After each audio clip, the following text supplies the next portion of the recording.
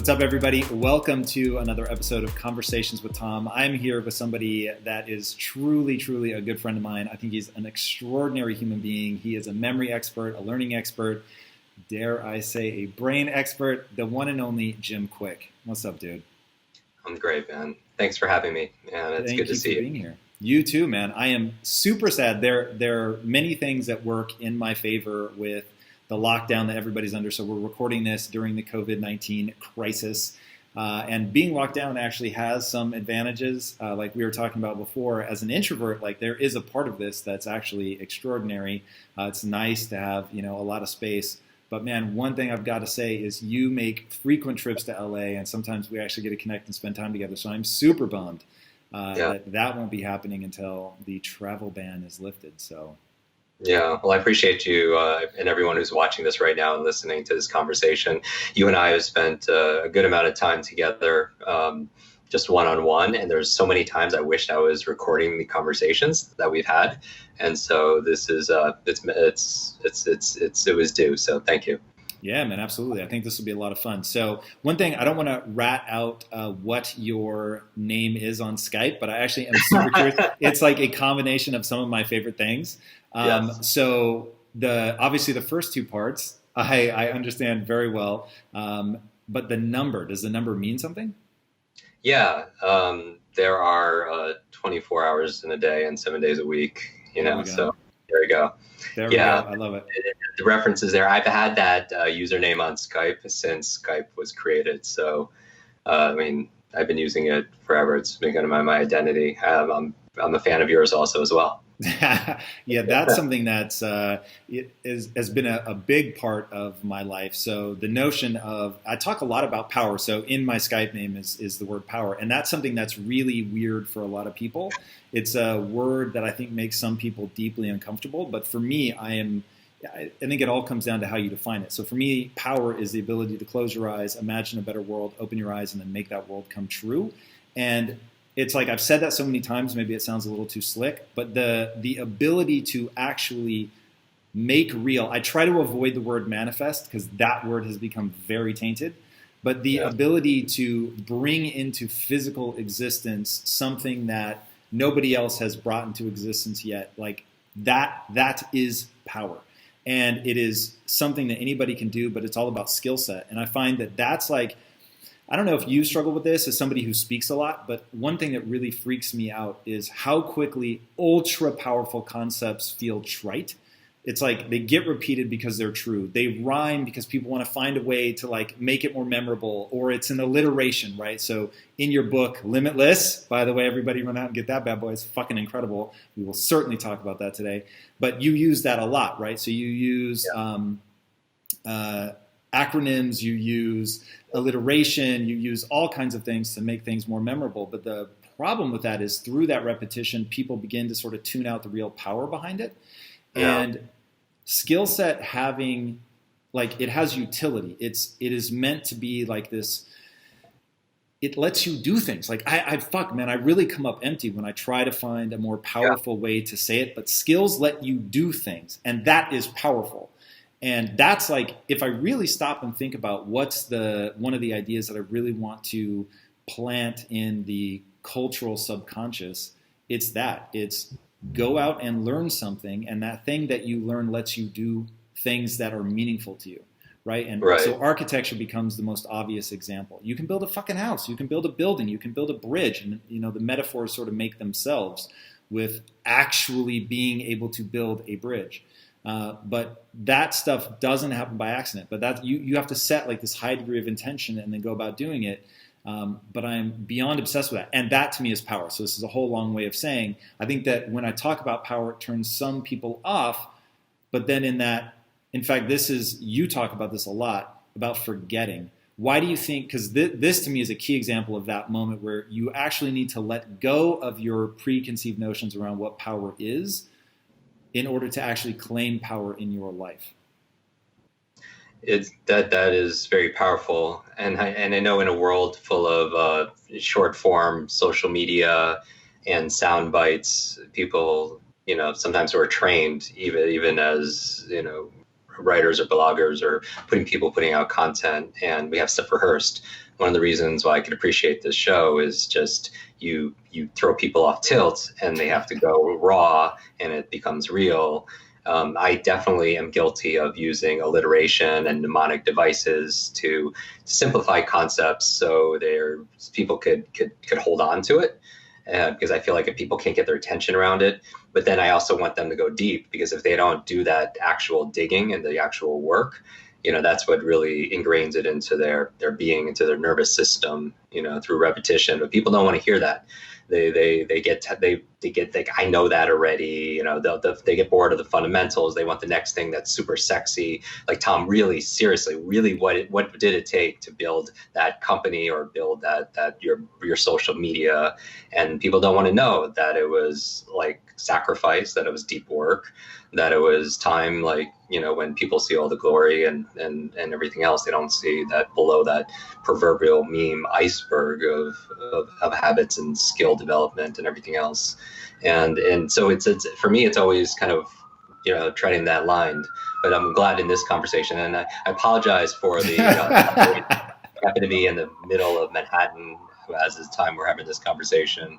It's an opportunity to have even more focus, and we're training under real conditions for sure. That's actually a concept that I find really interesting. I was talking to somebody about this yesterday. I forget right now. Oh, I'm forgetting around you. Actually, I always feel a little guilty when I forget shit around you. So the notion of don't think of things as performance, think of them as an opportunity to practice. And so I'll do this a lot, especially in Impact Theory University when we're filming that. What people don't see is around the fucking camera, people are like scrambling, especially in the beginning. We had a lot of technological hurdles that we were trying to overcome. And so the fucking team is going mad, right? They're putting things up on a screen, but they're not sure how it's working. So things are like flashing up and disappearing. The person running the teleprompter's never done it before. So it's like moving up and down. And then I've got people like walking around because something like went out. And I'm like, I'm going to keep doing this shit. Like nothing is happening around me. And it's such a powerful moment if you flip it, because most people are like, fuck, this is performance, because we do them live. So there's people here watching live. I've only got one shot. We don't edit this shit. So like, fuck, and they start panicking and their performance actually goes down.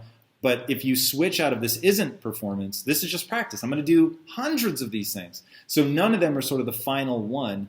I'm going to just practice, like how zen can I be with like all this chaos around? And then it becomes fun. But it's like when you're thinking, fuck, I've got to nail this right here, right now. That's when people spiral. That's when your performance goes down, because there's like this huge chunk of your brain is panicking, basically. You're kicking into anxiety. You're in fight or flight mode. So like you said, performing under real world conditions and not looking at it as like, oh, this is my one chance to do something. It's really powerful. Yeah, even writing or having this conversation right before we got on, I was like, I was saying to your team, like, I don't use Skype. This is not something that's new. It's I always use Zoom, and it wasn't loading on my main computer. And I was telling you that intelligence is context dependent. I could do really well in some areas, and in some areas I have not developed that skill set.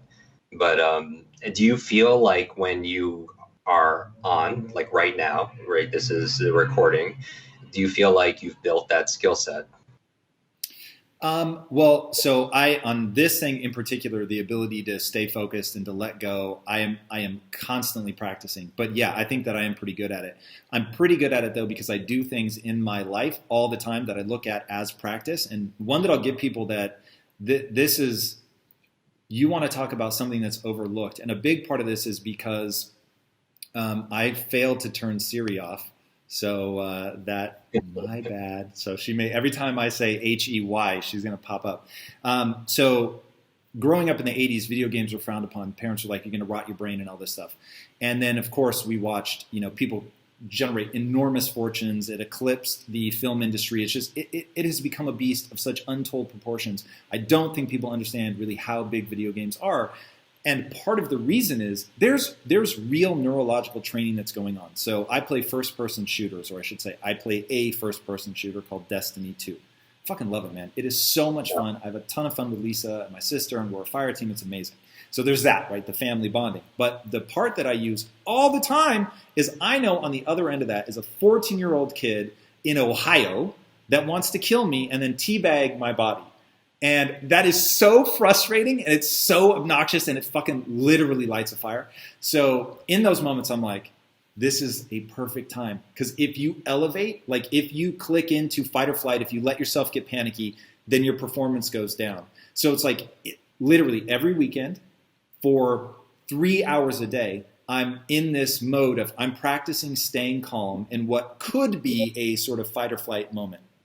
The cool thing about video games is, like, I'm constantly asking myself, okay, if this whole practice idea, how do you get the stakes up? Because when there's no stakes, then you don't have the real emotional reaction that you would, and it's actually dealing with the emotional reaction is the very fucking thing you need to practice. Mm-hmm. So video games are a rad way of, you have this completely false sense that there's actually something that matters here, that there are real stakes, and I'm trying to win. I'm trying to avoid that 14-year-old, just mopping the floor with me.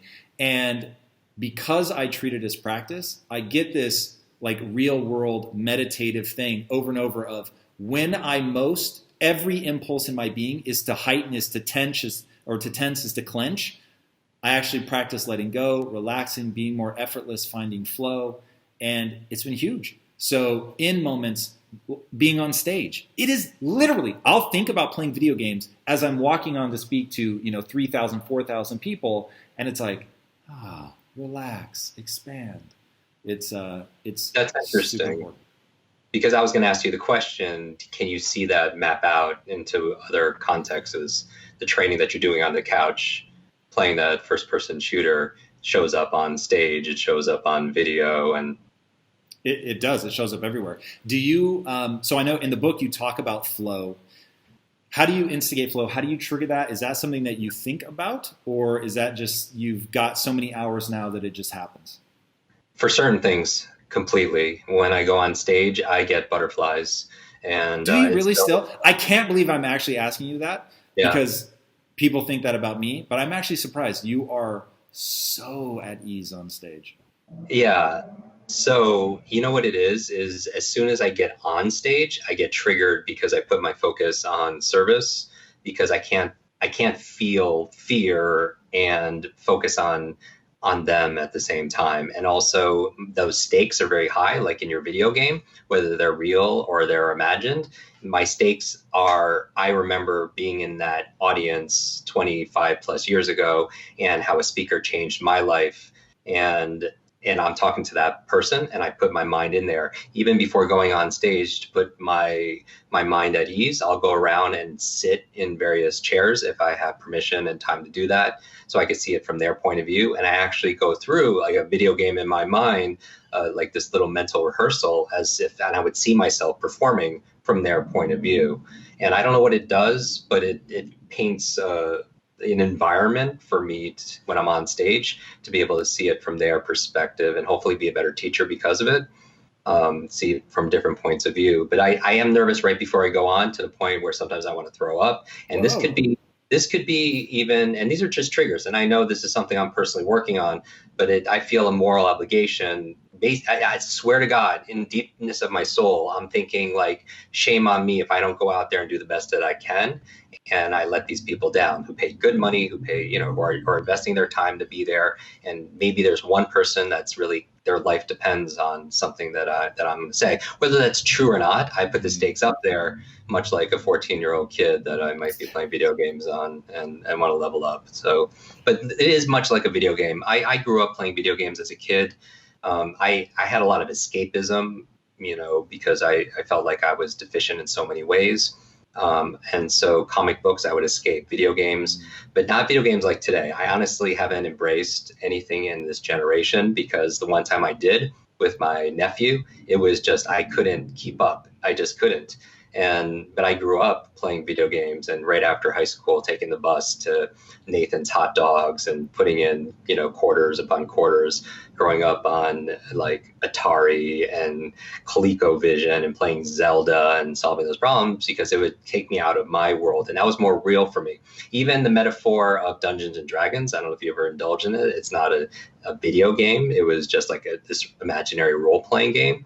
But I had a piece of paper, and I had like attributes attributes. Like, this is your strength on numbers 1 to 20. And this is my dexterity, 1 to 20 or 18, or this is my intelligence, my wisdom. And I found by going on these quests that by getting experience, I could level up. And the dungeon master who managed it would give me an extra point here, a point there, and I would be seeking treasure to be able to have that power in that imaginary setting in that world.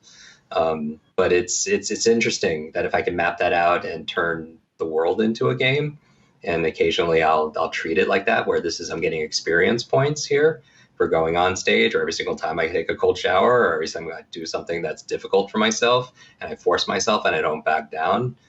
I built my career on that. It wasn't always easy when I got started because there was no internet.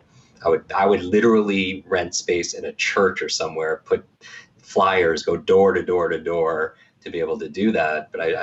But it was just the same methodology and mindset. It was just, how do I serve this person here, and it's just kind of. I want to go back. So you said that you were sitting in the theater or whatever at one point, and the speaker said something that changed your life. What was that? Who was it? What they said? Yeah. So it's interesting because there's this Asian dude. I honestly don't even know who the speaker was, but I was there, and for some reason I just got it. It was what they said, but it was also how they were presenting. Now this is over 25 years ago, and I was just this punk kid that didn't know anything for anything. But I would I was going to a state school, and on the weekends I would get a bunch of my friends together at college, and instead of going out drinking and doing everything else, we would put money in to rent a car to drive 2.5 hours to go to like a seminar. And at this seminar, there was some guy that was just speaking, and for some reason I just got that I had responsibility. Meaning that I think some of the greatest speakers, they can inspire you. That's one thing. But if you can identify with something that they're saying and know that I'm at cause, I think that that's a fundamental core belief that I have, that I created my whole life. That meant that through the choices or some way I am responsible. And that was the message, is that I'm at cause. I love that. So we were doing an Instagram live the other day, you and I, and you actually asked a really cool question, which was, if you could plant one idea in people's mind, what idea would you plant? And you said that you're responsible for your own life, which I think is extraordinarily important, maybe one of the most important ideas that somebody can have. Why do you think that matters? And why do you think most people don't do it?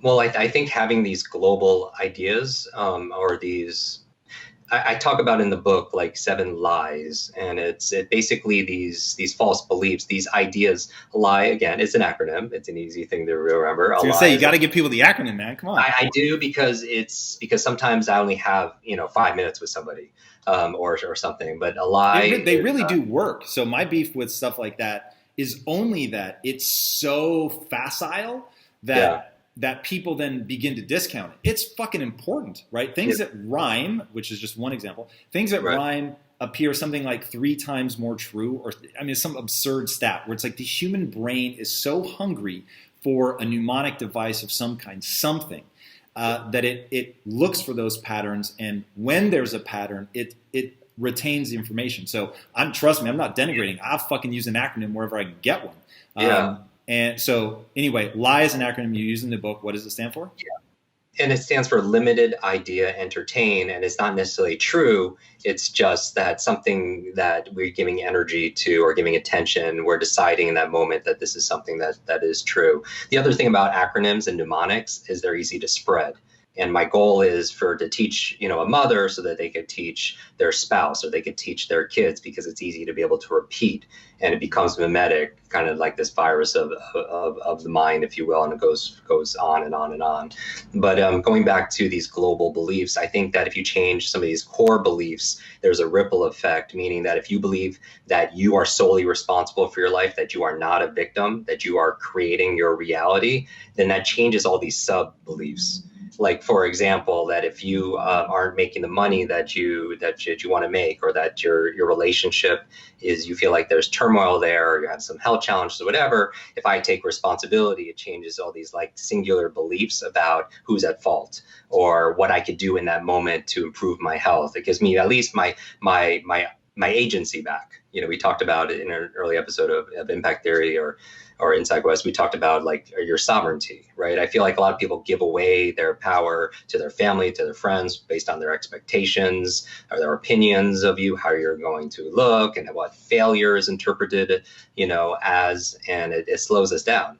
And so this global belief that I am responsible is a nice way of, since I've had that for so long, then it's just like I'm responsible. And I know I'm not responsible for the economy and what's going on right now, but by me claiming it, then I feel like I have some power over it.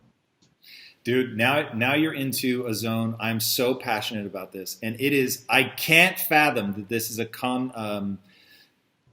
I keep wanting to say conversational. That is not the word. Controversial. Wow. It's a controversial idea. I can't fathom that that's true. But when I first started becoming, I'm going to start putting my ideas out into the world, I started blogging. And I wrote a blog that I thought, you can't imagine how excited I was to write this blog. I was like, oh my God, if I had known this back in my early 20s, it would have sped my life up so much. I'm like, okay, what's the best way to explain this? And so I write this article called It's All Your Fault. And I'm writing about okay, imagine you get hit by a drunk driver. And I do this whole thing. And the punchline was, you decided to get in a car, because I paint this whole picture of you stop at a stoplight. You pull in between two cars. There's a car in front of you, cars on either side. Your car breaks down. Your horn stops working. You see somebody barreling behind you. They crash into you. Whose fault is that? And I was like, no one is going to say it's your fault. Not the insurance company, none of your friends, your parents. Nobody is going to say it's your fault. But I'm here to tell you, it's all your fault. And I was like, man, I'm empowering you. This is the most amazing piece of information ever. This is so great, because it means you could have done something differently, or you can do something differently in the future. I'm not saying beat yourself up. I'm not saying you're a bad person. I'm just saying, like you said, retain your agency. People flipped the fuck out. People wrote in, you're victim blaming. What the fuck? I can't believe this is horrible. This is disgusting. How could you? And I was like, whoa. This to me is exactly where people get stuck in their fucking life. It is emotionally difficult to take ownership of everything in your life. Like you said, COVID-19, it's not my fault. But if I retain agency in that and go, okay, what can I do now to make a change, to go in a different direction? Now all of a sudden I remain active. I'm in problem-solving mode. I'm not beating myself up over it. In fact, if I were to say the thing that has really allowed me to progress in my life is I can look nakedly at my inadequacies, my failures, my mistakes, without feeling badly about myself. Mm. If people could do that, if you can understand, oh, it's all my fault, that doesn't make me a bad person. It just means I'm still in control, right? I've got agency in this situation. That would change everything. But most people immediately go to, well, if this is my fault, or if I'm in control, or if this is my responsibility, or whatever, then somehow I'm a bad person. Right. And so how do you deal with when because I've seen you on stage, and not many people have the impetus to be able to say, ask me anything. And you're dealing with their issue right in that moment. Some people would feel very vulnerable because they don't know what's coming. I don't ask, before we had this conversation, I didn't say, Tom, can you feed me the questions? Because there's a certain level of expertise where you go through it. And if it's not there, then you're learning something and you'll be able to progress. But it's hard for somebody who has been identified as victimized. This happened to them. Right, somebody came and they murdered somebody, or they did something to them. And I'm not saying that it's not acknowledging and saying that person is right in any way, but it's, again, giving you your power so that you could decide what to focus on. You could decide what things mean. You could decide, how to feel about something. Because what's the alternative? That you're just at the effect of everything. And maybe because I grew up with these kind of challenges, and I was isolated and I was kind of marginalized, that I was always searching for what we started with, some monochrome of power, because I felt powerless. I felt extremely limited. But do you believe in then, what do people ask you online or on your show? Do you believe in luck then? So I do. And I think that acknowledging, so my thing is I want to deal with the messiness of reality. So I'm gonna talk in sound bites whenever I can. I'm actually fucking terrible at that. That if I had one criticism of me as a personality, I am god awful at giving short, super succinct answers. But the thing that I'm really good at is existing in the world of nuance. So I'm going to speak in global, very clear, punctuated language. It's all your fault, right? Even though I know the truth is no, of course it's not. But what I'm trying to get at is I want people to take the principle away. But without speaking in definitive language, people get mired in nuance. So my thing is, let the nuance be the advanced class.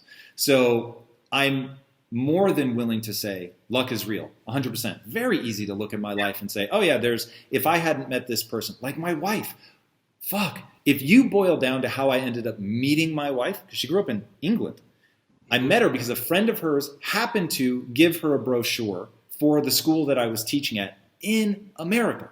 Now, if whoever put that flyer down hadn't put the flyer down, or if the friend hadn't seen it, or if Lisa hadn't been complaining and saying she wanted more technical skills, any piece of that chain breaks down, and I'm either not married or I'm married to somebody else, and my life could be radically different. That was luck. I didn't do shit about that. But at the same time, I was prepared. And everything after that, right, all the energy that I put in from the time I was an early teenager into being a high-level communicator that could have a good relationship. I literally thought about that. My nightmare at the age of 14 was being in a loveless marriage. So I was constantly researching communication, like how do you do this? How do you have a functioning relationship? Like all of that was really important to me. So I'm putting in my 10,000 hours around relationships, around communication, around understanding myself, like all of that. So yes, this moment of luck happens. My wife happens to cross my path, but in that moment, I was prepared to make the most of it. So my thing is, yeah, sure, luck exists. Yes, bad fortune exists. Yes, shit is going to happen to you. Yes, COVID-19. Who the fuck would have thought? The number of people, Jim, that are going to go the fuck out of business because of COVID-19 is crazy.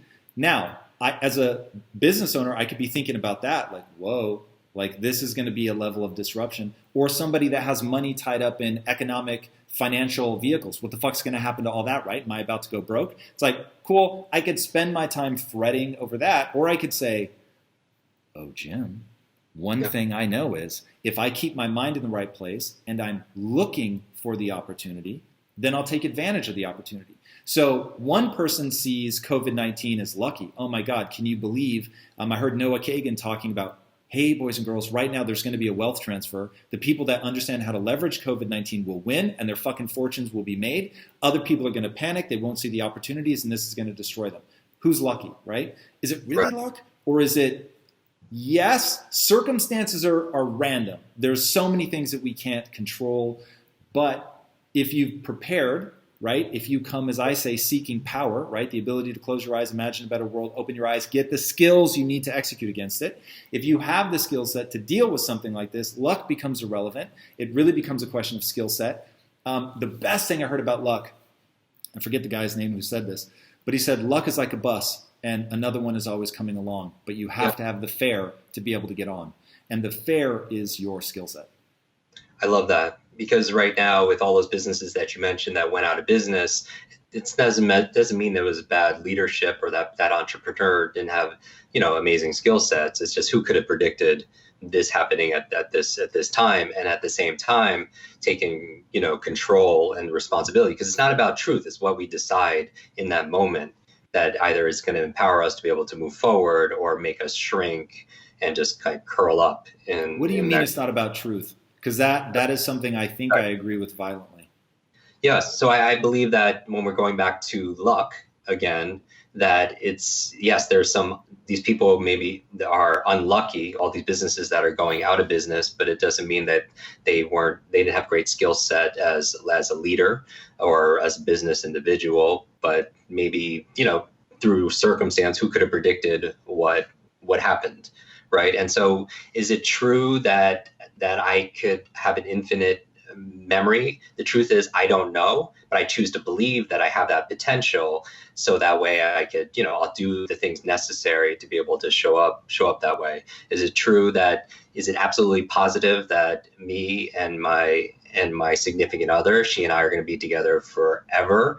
Like, I choose to believe that's the truth, because I'll work towards it. It's not that, like even having, this is a little self-promo, but even having Will Smith on the cover, like of promoting the book with his endorsement, I had to work as if he was going to do it. Otherwise, I want to operate it as if he would say yes, and his team and his lawyers would say yes to that, but it wasn't true. But I operated as if, yes, of course he'd want to be able to do that, to support it. Otherwise, if I believed that that wasn't a truth, I would never have done the things in the level of intensity and the follow through if it wasn't. So I chose to believe that. And am I disappointed sometimes when things don't work out? Yes, for the moment. But then I always feel like I choose to believe that in some way this is serving me, and that's my choice to believe what happens to be true at that moment. Yeah, I'm obsessed with that concept. And the reason I'm obsessed with it is your actions and your behaviors are going to follow what you believe. And so it's like, yeah, do I know that we're all limited? Of course I know that we're all limited. But the odds of you making a mistake in your life because you believe you're capable of less than you actually are is basically 100%. The odds that you'll make some mistake because you believe you're capable of more than you are very, very low. So most people stop themselves. They don't overextend. Now, race car drivers might find themselves where they think they can, get a gap at 250 miles an hour that they can't. They crash. Okay, fair enough. But for the most part, that's not where people are playing. Most people, they don't even go down the path of getting better at something because they just tell themselves that they can't. So like your book being called Limitless. Okay, I will say it is pretty clear that humans have limitations. But they're so far away from where I feel like I'm at now that I just don't waste any time thinking about where I'm limited. I try to put my time and energy into just, okay, what do I care enough about that I'm going to put in the energy to get better? And I do think that's a fair question. Like, are there things that you want to be good at, but you just acknowledge I'm not willing to work at it to get good? And that's the perfect statement, because it's really about choice, whether we're going to be dedicated to do that. I feel like at some level, maybe physical things are sometimes difficult for me, and they've been like that since I was a kid. I was never the first one picked to be on a team for something, and so maybe I was imprinted with that kind of inadequacy where I felt like I wasn't physically capable of certain things. Taking people to dance or to be able to do like a martial arts. For some reason, I didn't get it like other people get it, and I'm very conscious of like watching other people and thinking in my mind, like I did when I couldn't read. I was like, wow, that person is doing it so much better. And I know stuff and I practice, but the effort isn't getting the same kind of reward as maybe the people around me.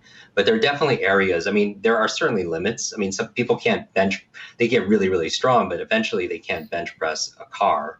Right. So there's some kind of there's physics that are involved. But I agree that most people err on the other side, where they err on less than what they're capable of.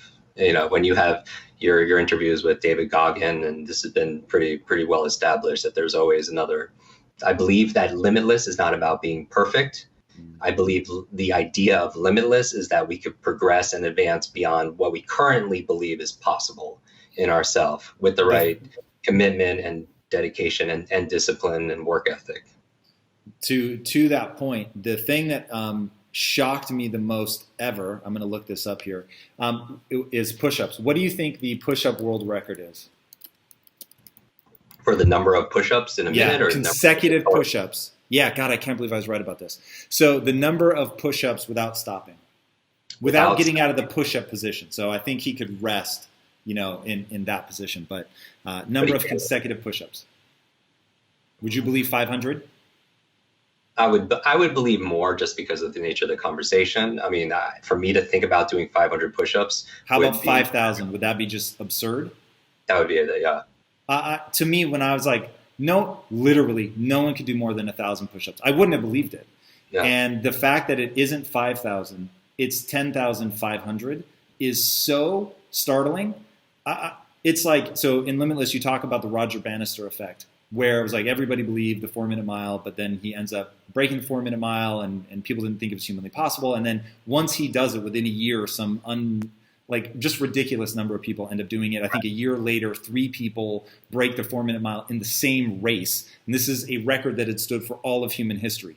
So It's like, okay, that's crazy. One person shows that it's possible, and then all of a sudden, hearing that a guy could do 10,500 push-ups, like that's so crazy to me that it really does show you that it's crazy to me, and I would never have been able to do it because I just had a belief that, I didn't even think I had a belief. It just seems so self-evidently true that you couldn't do 10,000 push-ups. I mean, it's just so bizarre. And I can map out for people who are watching this in areas of what they feel like is possible to make in income or in their health, or can people really have this level of depth in a relationship? I would imagine it shows up in different places. I believe, I have a core belief that the most infinite resource, like on planet Earth, is human potential. When we're talking about the mind, because I can't see a limit on people's creativity. I can't see a limit on people's determination. I can't see a set limit on their imagination. And I feel like part of that, having to do, when we're talking about the power of the mind, I feel like we haven't even begun to explore the possibilities of what people create. Like I remember, years ago when we were talking about your comic, right? And then I was like, it was very, very early stages, but you speak with such certainty that you just like, I'm like, it's undeniable. I'm like, yes, this is obviously, there's no way I would bet against this guy because of the certainty. And then, over time, through just the, forced effort and call it will, call it whatever that force is of skill development and dedication, you take that, you exert your power, and you take what you had in your mind that is invisible to other people and you make it tangibly visible. I have a whole shelf of your books, right, as physical evidence and proof. But that's how the world, that's how we dent the universe, right? For sure, dude, sheer force of will. I will say that is the thing. And I want to talk about the comic industry, and I'm probably never going to get a chance with anybody other than you. So for anybody listening, if you don't give a shit about the comic industry, trust me, there is a lesson here that is so powerful. It is agnostic to what the industry is. This is talking about disruption. So I don't know how much you know about the direct market. So people go by, obviously you know where people buy comic books, but the direct market is like this whole thing that came up because basically the industry was having a hard time making enough money off of newsstands. So in like the 70s, I think, people started building comic shops where you could go and just buy comic books. Now, over time, it's become really a terrible business. But in the 90s, it consolidated down to one distributor, a company called Diamond Distribution. So you have all the 2,500 comic book shops in America are being serviced by one company. Anytime there was a monopoly, there's going to be terrible customer service. And so it just becomes a very dysfunctional system. And recently they made an announcement. They're not out of business, but they're basically saying we're not going to distribute comics anymore. Now, there's only one distributor. When you're one distributor, because of COVID-19, when your one distributor says we don't distribute comic books anymore, you can imagine what's going to happen to the marketplace. It's essentially going to cease to exist. So it'll be interesting. I don't know how many stores will go out of business, but it's going to be a lot. And if COVID-19 goes on for, call it 2 months, man, I just cannot see the direct market existing beyond that. So now you can imagine the amount of panic in the industry from creators, from store owners, from people who, as an art form, want it to exist and all of that. So the way I'm looking at it is we just invested all this infrastructure to make sure that we could sell into the direct market, and this happens, it's like, oh, okay, cool. This is so much disruption. Whenever there's this level of disruption, there's huge opportunity in there somewhere. So where is it? And so we're going to change everything about the way that we're distributing the comics, the way that we're making the comics. And I really believe that this is going to kill about 80% of the indie publishers out there, but it isn't going to kill us. Now, it's not going to kill us for a couple reasons. One, we obviously have the resources to keep funding it, even if we're losing money. I won't overlook that. But the other is that it is what it is, right? Like, deal with the facts. The fact is Diamond is going to stop distributing comics, okay? So like that is a fact. Either I go buy Diamond and I try to like take up their mantle, but it's a bad business for a reason, so I don't see that as the wise move. So then it's like, okay, well, if the world is this way and my mindset is such that I'm looking for the opportunity and I have what you're talking about, which is certainty. Now, one question, why do I have certainty? 2 reasons. One, I'm limitless. I really believe that. So I have the ability to learn anything that I need to learn. So cool. This is going to get shaken up. I just spent all this time learning about Diamond. Fuck it. It's out the window. I'm not going to waste a second Mourning that, lamenting it, it's like that's not how you create momentum. So set that aside. I know that I can learn this new thing. And since I know that I can learn this new thing, and I know, get ready everybody, this is one of the few things that I can say in a soundbite, certainty is intoxicating. Now I wish I'd thought of that. I don't remember where I heard it, but it's fucking brilliant. Certainty is intoxicating. And I was like, ooh, I don't always feel certain, but I can always act with certainty. And once I developed the discipline to be like, it is better to go 100 fucking miles an hour in the wrong direction than it is to be uncertain. Anybody listening, let that fucking sink in. You are better off running 100 miles an hour in the wrong direction than you are standing still. Why? Because when you're moving, you're encountering information. Even mistakes are incredibly powerful because they're so rich in information. Standing still doesn't teach you shit. You're not going to think your way to this. So anyway, I hear this, certainty is intoxicating. It's intoxicating to the people around you. How do I create momentum? By developing certainty, by knowing I'm better off, even if I'm not sure. I'm better off running, figuring it out, and then when we hit a roadblock or we crash and burn, I just, hey, cool, I know I can learn over here. Guys, we're now going in this direction. And moving with certainty, you get people behind you, you galvanize people, and you can move. But it's like normally, in times of disruption, people let their emotions fucking spiral, and they never, going back to what we were talking about at the beginning of this, they're not able to get their mind recentered in the midst of chaos, which is like when you can be calm in chaos, you want to talk about getting a group of people to follow you. Be calm when everybody else is freaking out. Dude, people are drawn to that shit. And that's a huge element to leadership. When you're saying this, for me, it comes down to a choice, because there's a quote in the book. I quote a French philosopher, and this is a quotable. So I have to pre-frame it every single time that we talk about these easy to remember things. But it said, life is the C between the B and the D. Life is the C between the B and the D. And some people watching or listening think I'm talking in tongues or code. B stands for birth, and D stands for the other side, right? Death. So C, life, stands for choice. And I think certainty comes down to a choice. I'm in the midst of this like everybody else. My business is affected however it's affected, my normal day-to-day business. But as you know, I'm launching this book. And I had, dinner with you just a couple of weeks ago, and we were talking about this book. And my main platform was my wheelhouse, which is speaking.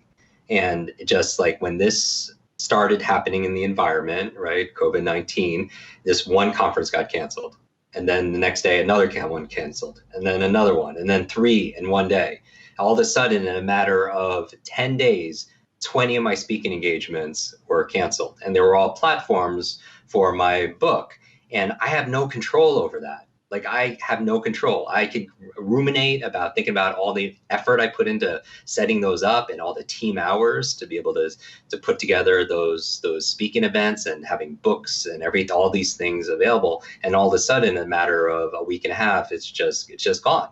Right. And then but going to your team where they're very uncertain, they put a lot of effort and energy and sacrifice into creating that, where we, because we're on a mission, right? We want to build better, brighter brains. We want to leave no brain left behind. And so it was a disappointment, but coming from a place of certainty. And even, we talk to people suggesting, why don't you just push it off to the fall and launch it then when this is over? And I'm like, no.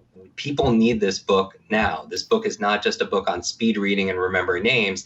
This is a book about helping them manage their mind, to be able to optimize their focus and their productivity when they work from home, to be able to be there with certainty for their kids. In a world now where industries and businesses are going to business, it's a book about adaptation, right, and skill development.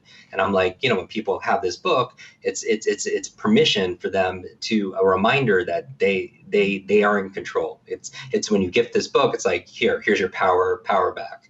And even though I'll take a hit for, coming out now rather than maybe later, but maybe not, maybe now this is forcing, right now we're having this call virtually. I don't have to get on an airplane, and there are other means when you're put in a position where you have to perform, when you know what the stakes are for doing this. So That's interesting. So I want to know how you hold on to the stakes. This is something I get asked a lot, and honestly, people should ask me about it more. How in success, like dude, you've been doing this for a long fucking time, man, and you go hard. I do. How do you stay energized and enthusiastic? How do you stay connected to your mission over decades? Yeah, so it comes down to integration for me, and that's kind of a loaded word. So let me kind of break that down. In the book, I talk about a framework for not only accelerated learning, but for accessing more of our human potential, to turn that potential into power through action, right? In terms of what holds us back. And part of that book and that framework, these three M's, mindset and motivation and methods. In motivation, it's interesting because I've had this conversation with you, and motivation is a very loaded word, right? But I feel like I'm motivated every single day of my life because I want my identity is that when I encounter somebody, I want their brain to be better off in some form. And I'm agnostic if it's in a podcast, in a video, in a book, in however it happens. I just want to leave that person better off their brain than if we didn't connect. And that came through a lot of trials. It came through a lot of suffering, a lot of struggling, because every single day, I was minimized. I would shrink. I mean, my superpower growing up was making myself small, right? I would sit behind the big kid in class, so I don't want to be called on. I never want the spotlight, because when you feel like you're damaged goods, you feel like you're broken. You don't want the microphone, right? And so part of that is probably still in me at some deep unconscious level in terms of the butterflies and everything else. But I know why I'm doing this, because certainly money plays a role, but if it was just about making $1, that would be a lot different than making a difference, because that at a certain point is not as motivating for me. Here's an example. I'm not public about this. I maybe mentioned it just briefly on one of your shows, but my kryptonite is my sleep. And you know this as a close personal friend, that for the past 10 years, the first 5 of those years, no exaggeration, I was sleeping 90 minutes to 2 hours a night, and not even like solid. It was interrupted. I was waking up 9 to 14 times a night. Now, even talking about it's hard, because I know I don't want to be reinforcing that kind of reality and getting pride or some kind of secondary gain by, give Jim some sympathy and let him feel connected, or whatever it is that sometimes people go to talk therapy and they're there for years, but they don't change, right? Because they're getting some of their needs met from something, right? And so for me, it was a reality, because I had obstructive sleep apnea, and I went undiagnosed. And 5 years ago, in LA at UCLA, I went through a very painful surgery, and it jumped from 90 minutes to 2 hours to 4 hours. Like, I couldn't breathe. They took out my uvula, my soft palate, my tonsils, so more oxygen could flow in. I didn't even realize it, because then I had my parents tested, my siblings tested. They all have this severe apnea. I would stop breathing 214 times a night. And this is hard when someone's on a mission, and they know what to do, but it's just hard sometimes to just do it because you're exhausted. I mean, you know how you feel on one night's sleep, the next day, lack of sleep the next day, in terms of your thinking, your focus, your ability to tackle, your wherewithal.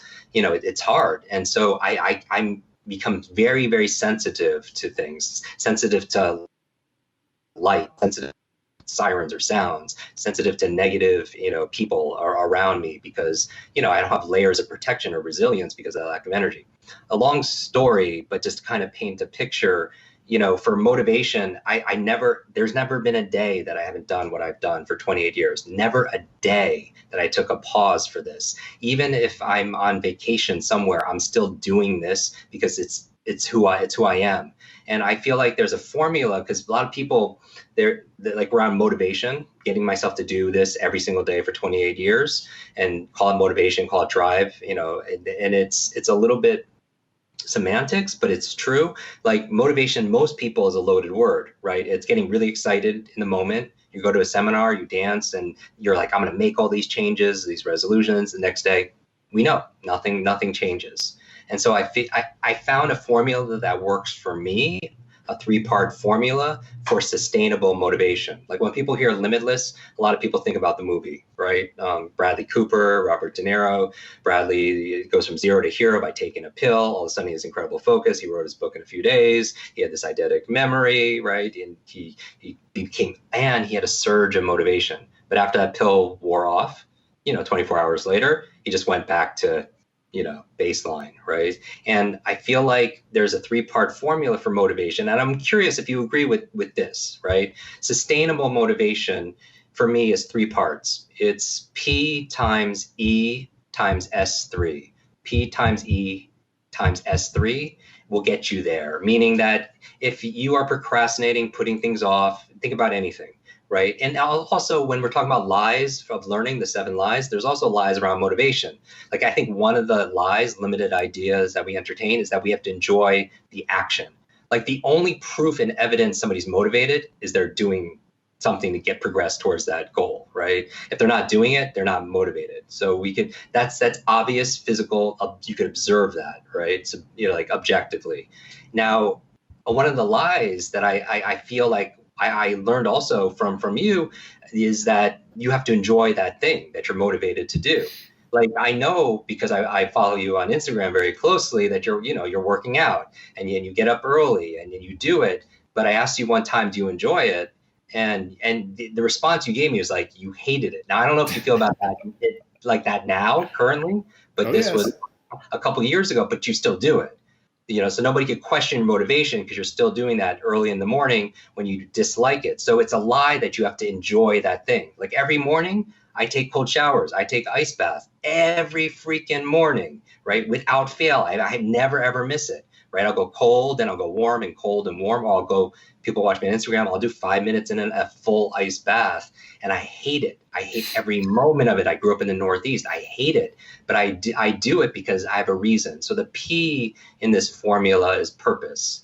Like I believe that, and it's not just intellectual reason for doing something. It's feeling it in your whole self, right? And I have a reason to do it because I'm on this mission, right? And this purpose, right? I want to in fact positively impact 1 billion brains, right? No brain left behind. So I'm very, very clear. So my reason is there, and it's not just intellectual, and it's not just pleasurable. I feel like the pain of who I would let down if I don't do this. Like I feel it because I'm that person. Like I still feel like I'm speaking right now on this video to that 18-year-old version of myself, or that 13-year-old version of myself, like that 12-year-old that was being bullied, that was called, like names because they weren't, like it was weird. Like in school also, there was only one other Asian, and he was 1 year ahead of me.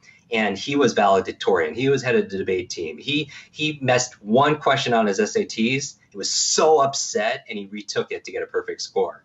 And then I'm coming in after that, and I'm like the opposite side of the bell curve, right? And, and then pressure from family and self-expectations, but I'm driven. So I have my reasons, pleasurable and painful, that drive me every single day. And after you do it for so long, you just don't know any other way. But that's the P in the formula. And then what I did was like scientific method. If I was going to build the ultimate human being who's motivated all the time without fail, is reason enough? Like if someone has a deep enough reason, are they always going to be motivated? Is there any exceptions? And I was like, yes, the E is missing. They could be missing energy, meaning that a lot of people could be so tuned into their reason and know why it's important to work out every day, or to read every day, or you name it, right?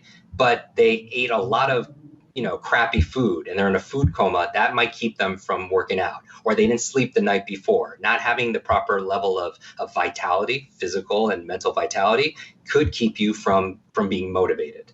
And then I went back into my thought experiment. Okay, the person has deep reasons. They feel it for wanting to build this business or have that great relationship or that great body. They have unlimited energy. Are they 100% every single time going to be motivated? And I was like, no, there's an exception here. There's something missing. S3, because, and I'll tell you what S3 is in a moment, but they could have that thing too big in their head. Like, oh, I'm gonna build an entertainment company, but they're not motivated because it's too big, right? Or it's confusing, right? And so a confused mind doesn't do anything. So S3 stands for a small, simple step. I realize that somebody's not motivated. They can have the reason, they can have the energy, but if they can't break it down into something actionable, because it's this big monolith, a perfect relationship. I want to meet my soulmate and just live happily ever after, right? I want to have the perfect body. I want to build this $1 million company. Then that could be too intimidating or too confusing or unclear, and people never take the action. So a small, simple step, and breaking it down into what's the smallest task you could do right now where you can't fail, that's going to give you progress. And it's all about energy management, because think about motivation. It's energy management. It's having a purpose and a reason gives you clarity, gives you energy. The things I talk about in the whole chapter of the book on how to optimize sleep and an optimal brain diet and lowering stress, because chronic stress saps your energy, right? It shrinks your brain. Right now, with all the fear going on, this pandemic, it's not just a physical pandemic. I mean, people have their physical hygiene, wash your hands and social distancing. People have no strategies for mental hygiene. Right. And this chronic fear is like it wreaks havoc on our immune system. Right. This whole area of neuroimmunology, how our thoughts could affect our body, stress levels and cortisol and adrenaline. Not only does it shrink the brain, but you're right, it shuts off big portions of your critical thinking. And you talked about it yesterday also on the live. There are parts of your brain that determine how to feel about something. Right. So you lose your autonomy because then you just react to things. And again, you gave away your power. But for me, and I know this is field tested, not only with working with clients, but also myself. When I have no sleep, it doesn't matter what you eat. Right. It doesn't matter if you're working out or not.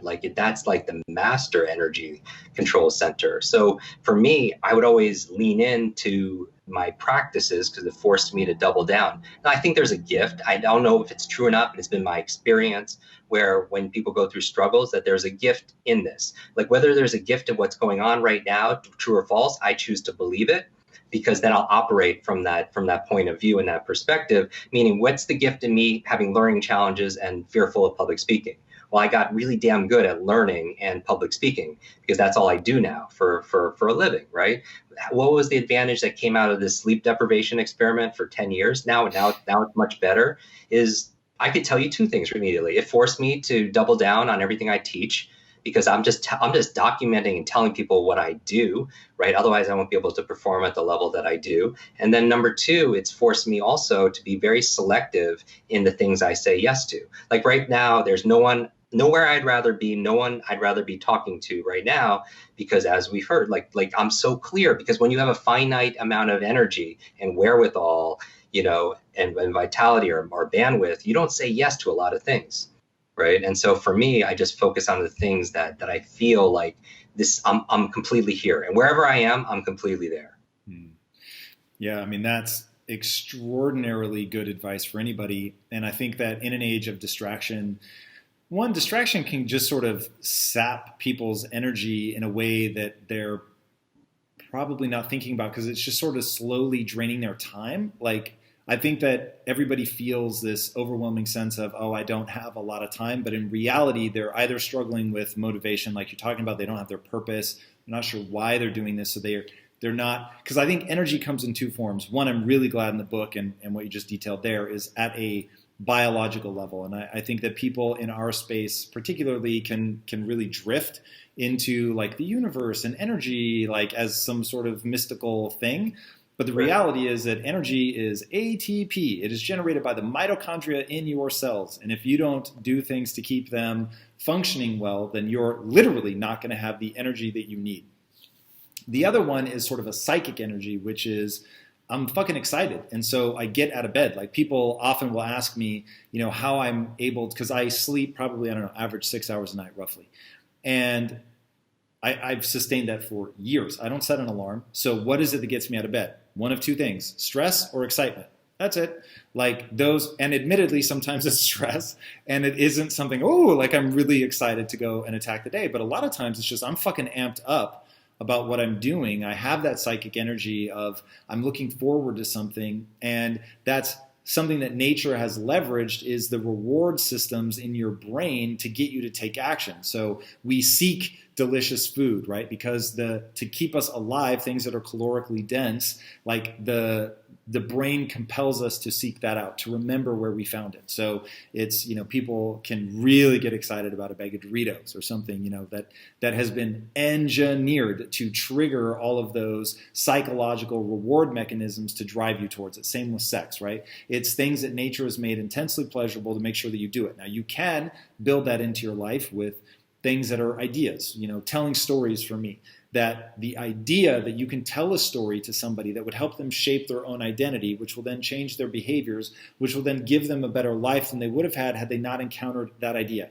Again, I won't give away your Skype name, but your Skype name is a reference to a specific character and a character type.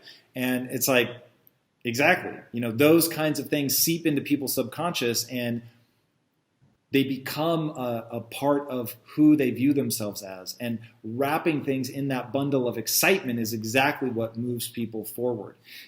So I'm really glad that you've talked about that, and people need to nail down their motivation if they're going to take the kind of action that they want, because you're wasting a lot of time with distraction, which you're not even thinking about. You don't even necessarily have that sense of loss because you're not so fucking excited to make something come true that you're going to push through whatever you have to push through to make it real. I agree, and then that's part of it, because once you have the motivation, you need to know, you need the right mindset, because somebody could be incredibly motivated and they can even have the methods to be able to know what to do. But I think that when I talk about mindset, for me, functionally, it's this set of assumptions and attitudes we have about something. Right? What would fall underneath mindset would be what we believe is possible. What would fall under mindset is what we believe we are capable of. What would fall under mindset is what we believe we deserve even. Somebody could be very motivated, they can even have the right methods, but they're going to bump up to a psychological ceiling of what they think they're worth financially, or maybe they'll even self-sabotage potentially. Go into that one for me. So this is something that I find really interesting. For a long time, I didn't believe it was real. And now I really do think it is real. How and why do people self-sabotage? Okay. And that notion of like, I think I'm worth this. How does that come about? How do people identify it, and how do they get rid of it? So let's take relationships, right? Like if you had this meme or this belief that you weren't worthy of being in a relationship with Lisa or having this wonderful marriage, right?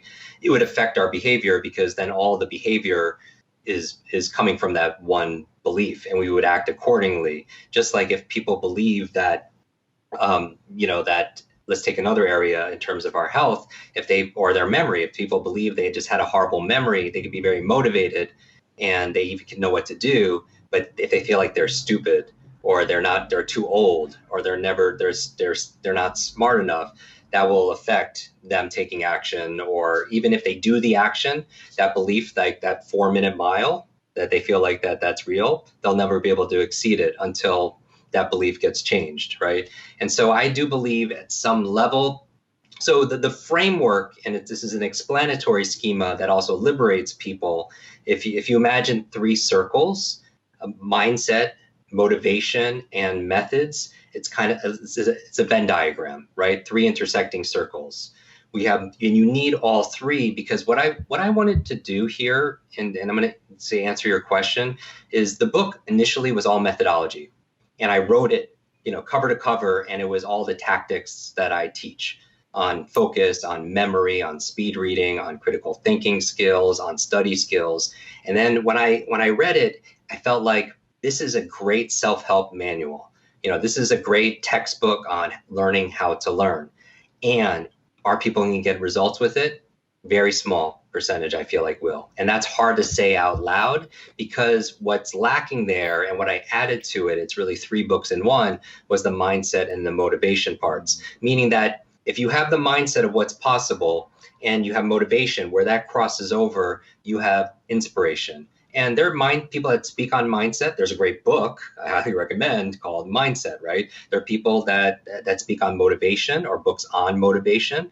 And maybe where it crosses over, you have this inspiration. You have inspirational speakers, you have inspirational movies and books. Now, where mindset crosses over with methods, you have this thing called ideation, meaning mindset is what you believe is possible, what you believe that you deserve. It's all going on in the mind. And methods are how to do things. You know technically how to do something. So that's ideation, right?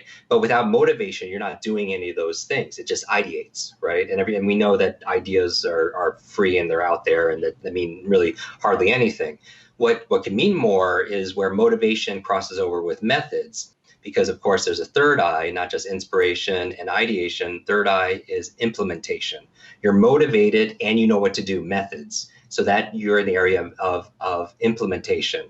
But the goal is you're still stuck in that box. Like I say this box because people feel like now they're in a box, they're in a cocoon, they're in a cage, right? And this cage is 3D, it's three-dimensional. And what keeps us in that box are these three forces of mindset, motivation, and methods. Because you could have the greatest mindset, everything is possible, and be motivated, but using poor, crappy methods of marketing. Or they can be old, antiquated ways, just like with Diamond, right? Like if they don't upgrade their skills and their competencies, then they're going to be antiquated, right? Because everything is being disrupted. So if you use, like, in the book, I focus on accelerated learning because that's my field. So old ways of learning, all old ways of studying, rote repetitions of vocal, all those things that we learned, all those methods, this have to be upgraded. But people, again, you need all three, because if you have the mindset and the motivation and you're not using the methods, like you're building a business, right? Like the old businesses, they can have the mindset that, these big corporations and everything is possible. They can have a motivated team that's very sustainable, their energy and their purpose, but they could be using like old television commercials or billboard advertising or whatever they're using. They're not current methods. And so where all three of them combine is that fourth I, which is integration that I talked about in the beginning. Integration is just like you're fully aligned. And that for me is the limitless state. And what this model allows you to do, it allows you to have an explanatory schema of where you are limited, where you have placed a barrier or a border around what is possible. So the limitation, when you're not getting the results you want in business or in your relationship or in your body, you could say, okay, where am I being held back? Is it the mindset of what's possible, what I believe I deserve? Is it an area of motivation? Am I not connected to the purpose or the reason I'm doing these things? Or is it my lack of energy? Or do I need to chunk it down into small steps? Or the method, which is really the whole process and the whole strategy.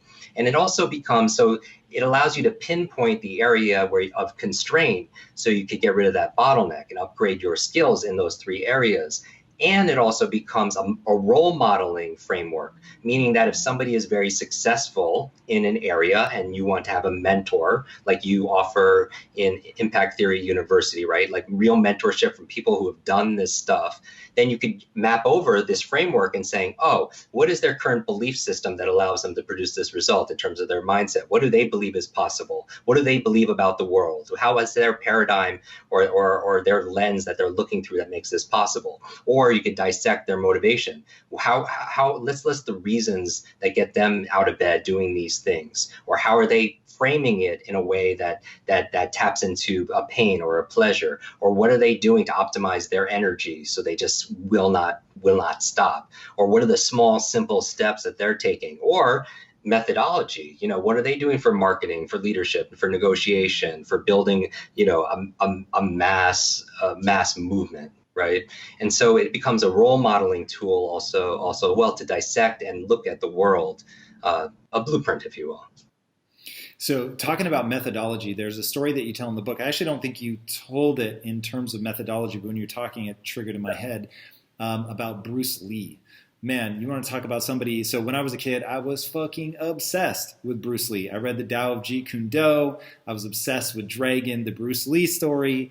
That to me is super powerful. I was really excited to see him in the book. And the story that you tell about him winning. So in fact, walk people through. So he ends up coming back technically to America because he was born here, comes back to America, starts teaching to people that aren't Chinese, which is like massively frowned upon. And then he has to fight. What was that whole thing about, and what was the outcome of that fight?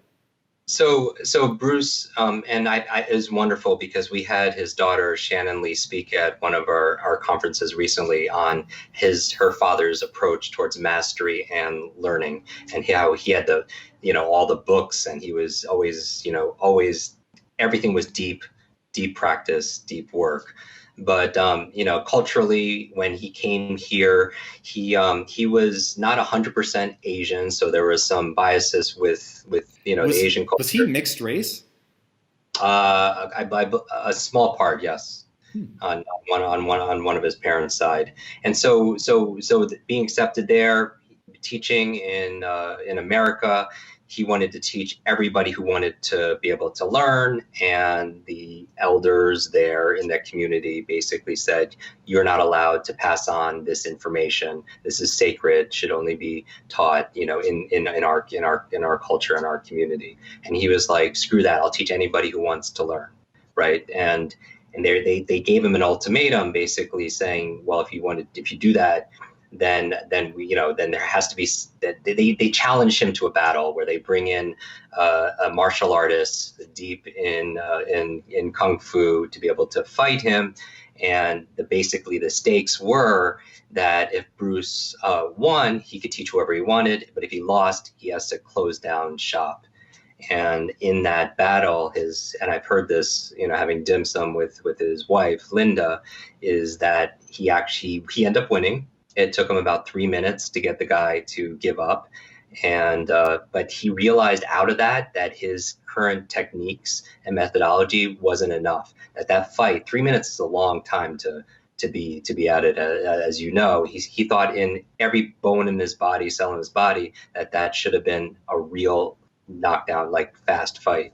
And so it made him reevaluate his systems and his process, and he formed his training called JKD, Jeet Kune Do, which was an integration of the things that worked. It's kind of the approach where he's not emotionally attached to ideology or one methodology. He would create an integrated mixed martial arts approach, and he would take techniques and tools from fencing and Western boxing and Wing Chun, because all he cared about was what got the result, not with rules and trophies, but like real results on the street. And he built it from there. For kids growing up today, and look, I am not a martial arts historian by any stretch of the imagination, but I have enough context to say this is really radical. This is pre-MMA. Like MMA, for anybody that knows the early days of the UFC, like UFC 1, if you get a chance, watch that shit. It was so crazy because you had people that were still purists. You had the guy that won, I think the first year trained, or maybe second year trained in ninjutsu. I know that Brazilian jiu-jitsu obviously ended up dominating for years and years and years until people figured that out. But you had a lot of purists, people that fought in a single style. And it wasn't really mixed martial arts for a long time. And so Bruce Lee's coming in when it was like ultra dogmatic. Like you were karate, for instance, to get your black belt, you weren't fighting in, a Mortal Kombat style. You were memorizing set routines, and you would show that you knew the routines and the positions and things like that. And so for him to come along and say, this doesn't make any sense. Like in the book, you tell the story, he wins, he beats this guy, spends most of the time just chasing him around the ring, trying to get him to fucking fight. Takes him 3 minutes, which is less than a UFC round. And yet, in the end of it, Linda comes in and finds him with his head in his hands. And she's like, how are you negative about this? Like, you just won. You've earned the right to, teach. And he was like, because my style is still so limited that the fight drug on way longer. I think the quote you give in the book is, my preparation hadn't prepared me for this type of fight. Yeah. And I thought that's so fucking brilliant. And so for a guy like you want to talk about intoxication of certainty, like to be so certain that what you're doing is right, to teach other people, to redefine the very notion of martial arts, not around forms and tradition, which of course, like, at that time, like tradition was everything. For him to buck that, and Jeet Kune Do translates loosely, I guess, and this is from reading the Tao of Jeet Kune Do, is he said it translates to defend by attacking. And I always thought that's fucking genius. And he was like always trying to minimize the number of moves it took to beat somebody. And so he was like, well, instead of blocking, a punch or a kick, what if you kicked it? Like if you were to kick somebody's hand away or kick their foot away. And he was like, now you're doing damage in defending yourself. And I just thought, whoa, this is so smart. And even as a little kid, I was captivated by somebody who so believed in what they were doing that they could tell everybody else no, because that was where I really struggled. Like I wanted to fit in. I wanted to be liked. I wanted to follow the rules and be a good boy. I am by nature a rule follower. And so for me to become an entrepreneur, one of the first things I had to do was like break out of the notion that we have to follow these rules. And I found myself intoxicated by people like Bruce Lee, who were like, fuck that, the rules don't apply to me. I'm going to do what works. And an obsession with efficiency. Man, if you want to win, to be obsessed with what works is the only obsession to have. And also freeing yourself and liberating yourself from the critics and expectations and the old dogma, because, if we buy into those kind of opinions, we just fuel that, and you'll lose your drive if you're being fueled by other people's expectations and opinions, and these. So freeing yourself from the concern of others, I think when I talk about the lies and freeing yourself from other people's like looking bad and failure is a mistake, or it's the opposite of success as opposed to it being part of success. Right. So I don't want to talk out of class, but I want to have dim sum with Linda Lee. What is she like? Like, I'm intrigued by the type of person. Again, this is what, in the 60s, I think, when they got together. Interracial couple would not have been, assuming that Dragon, the Bruce Lee story, is in any way remotely factual, her family did not want her dating him. So she's also somebody that doesn't mind going against trends. Like, what is she like? Yeah, so absolutely remarkable. I've had dim sum, dim sum. I've had dinner or some kind of personal time with her a few times. She and Shannon actually on his 70th birthday took me to San Francisco, and we actually went in Chinatown into the hospital room that Bruce was actually born, and it was their very first time ever visiting it, because a few years later they actually tore down the hospital, and so it was kind of a very, very special moment. But she's absolutely remarkable individual to be able to her story in Dragon is pretty powerful for people who have seen it. One documentary I like, it's called I Am Bruce Lee. And Kobe's in it, and all these other people that are in it, talking about how they were inspired by this man, who really reset the people's definitions of what was possible by his very existence of what he could demonstrate, both on camera and off. But Linda is the kindest individual. She, her and her daughter run the Bruce Lee Foundation. So we've talked about opening up like a Bruce Lee museum. Same with the Stan Lee Foundation, which I'm active in. Can you imagine a Stan Lee museum where you could go and all the things that he has accumulated over time, from all the props from all the Avengers and the X-Men and everything else. But very kind individual, very wise. And she's a good martial artist. She studied with Bruce, and that's how they actually met. That's right. I forgot about that part. That's really interesting, man. I am so hungry to do a story. So I've been trying to, and with every angle that I can, to pitch them an idea for a comic, of course, that I want to turn into a movie, but to do a comic book with them. They've licensed the Bruce Lee name out to some other comics that have not exactly been amazing. So I'm sure that's part of their hesitancy. But oh my God, somebody. I'm shocked that I haven't seen that documentary, because as a kid, you want to talk about somebody that I wanted to be. Oh my God, that guy, there's just something about, so I don't know that you and I have ever really talked about, I was really hardcore into Taoism. So for a long time, I identified the way most kids would say, I'm Christian. I was like, I'm a Taoist. And I read the shit out of the Tao Te Ching. I was obsessed with that. Yeah, that was my whole thing. So what ends up happening is, and for people that follow my story in terms of what we're trying to build, they'll begin to understand why.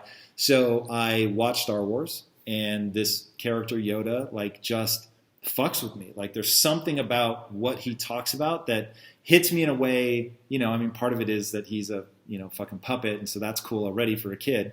But just the wisdom, I never would have used that word as a kid, but it really landed with me for some reason. And like, do or do not, there is no try. You want to talk about something that from the moment I heard it, right, to the power of your ability to speak in sound bites, it's like Yoda was the ultimate fucking soundbite machine. And that one just really stuck with me. So he plants, because basically Yoda is, God, I'm going to mispronounce his name terribly, Lao Tzu, the guy that wrote the Tao Te Ching. So basically talks like him. If you've read it, you'll like, the first time I read the Tao Te Ching, I was like, George, I see you. I see where this is all coming from. So reading that, I was like, yo, this reminds me of Yoda, which then immediately made me like internalize everything. I get way hardcore into the teachings, the philosophies, because it was sort of mindset before mindset had a name. You know, talking about how to think and how to be in moments of stress and pressure and be like water, right? I'm literally Bruce Lee quoting the Tao Te Ching. And so then you mix in Bruce Lee, and just like that whole era of my life is about that sort of martial philosophy and the irony of irony. So I actually studied martial arts really briefly in college, but I was so emotionally weak, dude. The first time I got hurt, I just quit. I was like, whoa, like this is real. You could really fucking get injured. And I'm so sad that I didn't stick with it, because it was a period in my life where it would have just been perfect, because I'm there, I'm on campus, it's college, you like walk 10 feet and you're, you know, in the place where you're studying. And I was just too weak, man. It's a sadness. I've thought about doing it. Do you know who Firas Zahabi is? No. All right. So do you know George St. Pierre? I don't know if you follow MMA at all. So George St. Pierre, one of the greatest fighters ever to live. So his trainer is a guy named Firas Zahabi. And I went and trained for exactly one session with Firas. Firas is one of the most extraordinary humans I've ever met. He is a modern day Bruce Lee. This guy is a fucking philosopher, extreme. Yeah. Fucking incredible, this guy. Anyway, I trained with him one time. It was amazing. And of course I got injured again. And I was like, fuck, like so I asked myself, this was incredible, but am I really willing to put the time and energy into fighting, like figuring out what's wrong with my physiology, muscle weaknesses, whatever? Like it's all my fault, right? So I know that there's no one to blame but myself. So I haven't done the things that I needed to do to get my body ready that I could go and train and take it seriously. And then looking at the amount of time that it would take. And it's weird. It's one of the few things in my life where I'm just conflicted, because part of me really wants to do it. And then part of me is like, fuck, does it really line up with the bigger goals that I have in my life? I'm actually not sure what the answer is. It might be better. It might be a better life for me if I did go and study and train. But there's that, like, there's something there, man. And I still find myself drawn to the way that Bruce Lee talked and the fact that he was such a fucking badass. There's something there, man. There's something to, what do you think about fighting? I think about fighting a lot. As a guy that can't fight, I think about it a lot. It's interesting. Where do you come down on that? Yeah, I'm mixed. It like literally split, because the truth is that I watch the UFC, and I watch occasionally boxing, and I watch all the, I grew up watching Sunday Kung Fu theater, so I have this affinity for that. And then I also know the damage that it could cause, because I'm a brain health advocate at the same time. But I love people competing, and I think the physicality of learning something, the discipline, the honor, the flexibility, I feel like getting it into your body, you learn things at a totally different level. It's not a logical thing. I think what made Bruce like fully integrated, and this amazing specimen of a fighter and a philosopher, I feel like the physical mechanics of him doing things, drove in like a lot of the philosophy, of water and everything else that he talked about when he talked about limits, and not to put limits on any area of your life, because if you put a limit on one area of your life, it's going to pervade all the other areas of your life. I feel like martial arts was a training ground for a lot of that, and the physicality I think is important. But I also agree that if you're going to do something, you want to do it world class, and having somebody coming over to the house a few times a week might not get you there. And then is it going to divert energy and attention and focus off of this, this enterprise and this empire that you want to build? But I have experimented with martial arts, as the Taekwondo classes as a child. I did years and years of Aikido in college and post. I did a year of JKD because I was so enamored. It was hard with my travel schedule to keep up in classes because, when you're on planes and living in hotel rooms, it interrupts that routine. But I'm fascinated by it because I think it's a great metaphor for life, that if you're ground fighting and, things like leverage, conserving energy, focal points, what's going to give you the most return, the elegance that Bruce had in his style, in terms of optimizing his energy and the impact, that those are all strategies that can be mapped out in business or in relationships or in anything else. But I think the physicality is important. And so, but, knowing that we have a constraint of 24 hours in a day and what we choose to put our time and talent and our mind behind, there's definitely an opportunity cost for sure.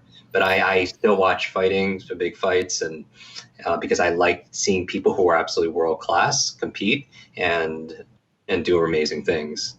There's another side to it that I find myself incredibly drawn to, which is the sort of Jordan Petersonian notion of a person should not be harmless. A person should be capable of great violence and yet keep that in check. And it's one of those things that, like, I don't feel like I am capable of violence as I would like to be. I am, look, I've kept my strength up. I work out. And so I definitely have a modicum of strength. But when you look at guys that are trained fighters, like if I see a guy with cauliflower ear, I'm like, yeah, I'm not fucking with that guy. Like there is something to that. The ability to be violent. And going back to Faraz Sahabi, I had him on Inside Quest. And he said, one of the reasons that I am a trained fighter is I want to know if I am showing someone grace, if they're, fucking with me or whatever, and I give them the grace to calm down, walk away, that it's a choice, and that I'm not doing it because I couldn't hold my own. And I was like, fuck, like that is such an indictment of myself, right? That like, man, there are things that I let slide that I'm sure I let slide because I'm like, I don't know how I would fare in this altercation. And as like when I worked out, that was a huge focus of mine, was just being fucking strong enough to defend my wife. Like that was how, in the early days, that was how I got in and I showed up and I fucking pushed hard. It was like, it's not okay to be as weak as I was when I started working out. And that notion of like making some things not okay, like it's not okay to be weak. And I think it's super important. I think that people overlook it. And so, yeah, like I'm actually really into the UFC. I fucking love watching people fight. I love martial arts movies. Jim, like your Kung Fu theater, I was all about ninja movies. The only thing I've ever dressed up for Halloween more than once, and I probably did it 5 times, was a ninja. I always wanted to be a ninja. Like that was my fucking jam, dude. Any movie with a ninja in it, I was like, sign me up. The 80s was like ninja fucking central. I was about all of it. All of it. Yeah.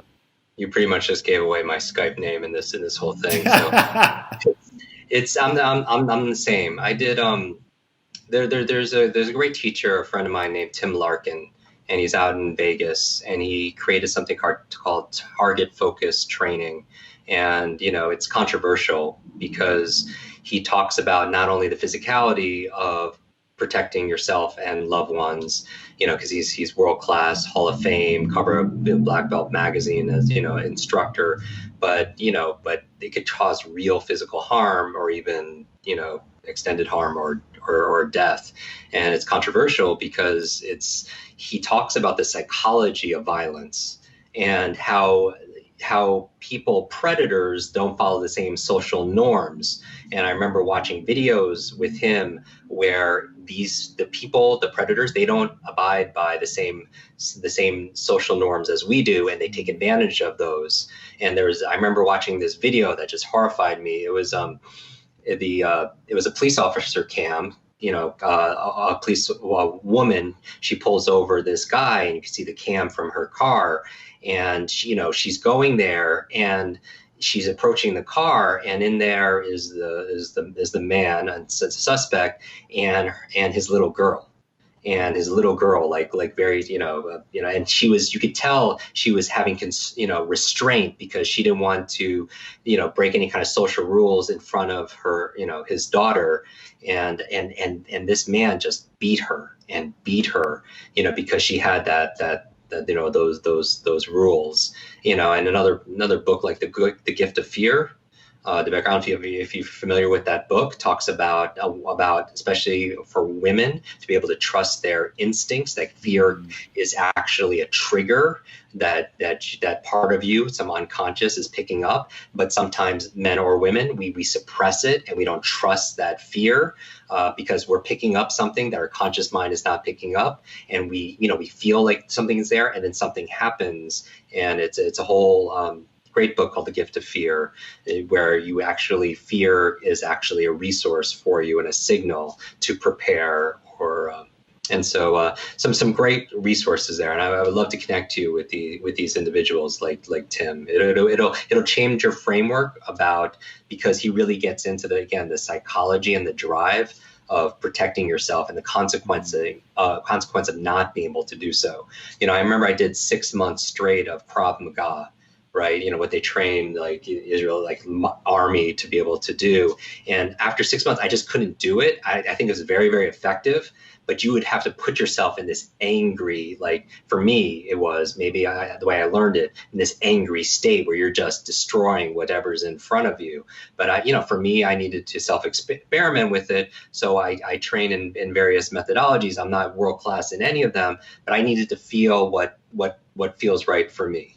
Right. But I would go into in my mind to just keep on going and until something is destroyed. It took me places where I was just like, okay, I got to stop this, because I could feel it kind of leaking into, other areas, that temper. I actually love that shit. Like the ability to channel your aggression. Oh yeah. My God. I think it is really powerful. In fact, in your book, you literally quote Bruce Lee. I'd never heard the quote before, where he said, people don't come to me to learn to fight. It was like they come to me to learn how to express themselves physically, and whether they want to express anger or something. And I was like, ooh, that's interesting. Learning how to express your anger physically. I thought that was really, really a key thing. Going back to what you're saying about the social conventions, have you ever seen the movie Funny Games? No. Dude, you must watch this movie. It is fucking insane. So it's a remake of a Nordic film, if I remember right, but they remade it in America, same director, and it's about like these sort of late teen kids who understand social conventions. They know how to trap people where the only way out of the trap is to be rude. And dude, watching it, I just got the chills. It's so unnerving because of how easily they get you to give just a little more, a little more, a little more until you're in danger, because there's no way to say no. And dude, watch it. It is just an incredible movie that starts with this simple thing of, can I borrow an egg? And becomes this home invasion. It's fucking nuts. You have to see it. It's unbelievable. Because at every moment you're like, yes, oh God, like I know that you would say that. You would agree. You would say yes. And they're just using all these social conventions against you until it's too late and you're trapped. There's another moment like that in Training Day. Did you see Training Day? Oh God, it's so good. One of the best scenes in fucking movie history, when Ethan Hawke is in like with all the gangs and they're like, hey, let me see your gun.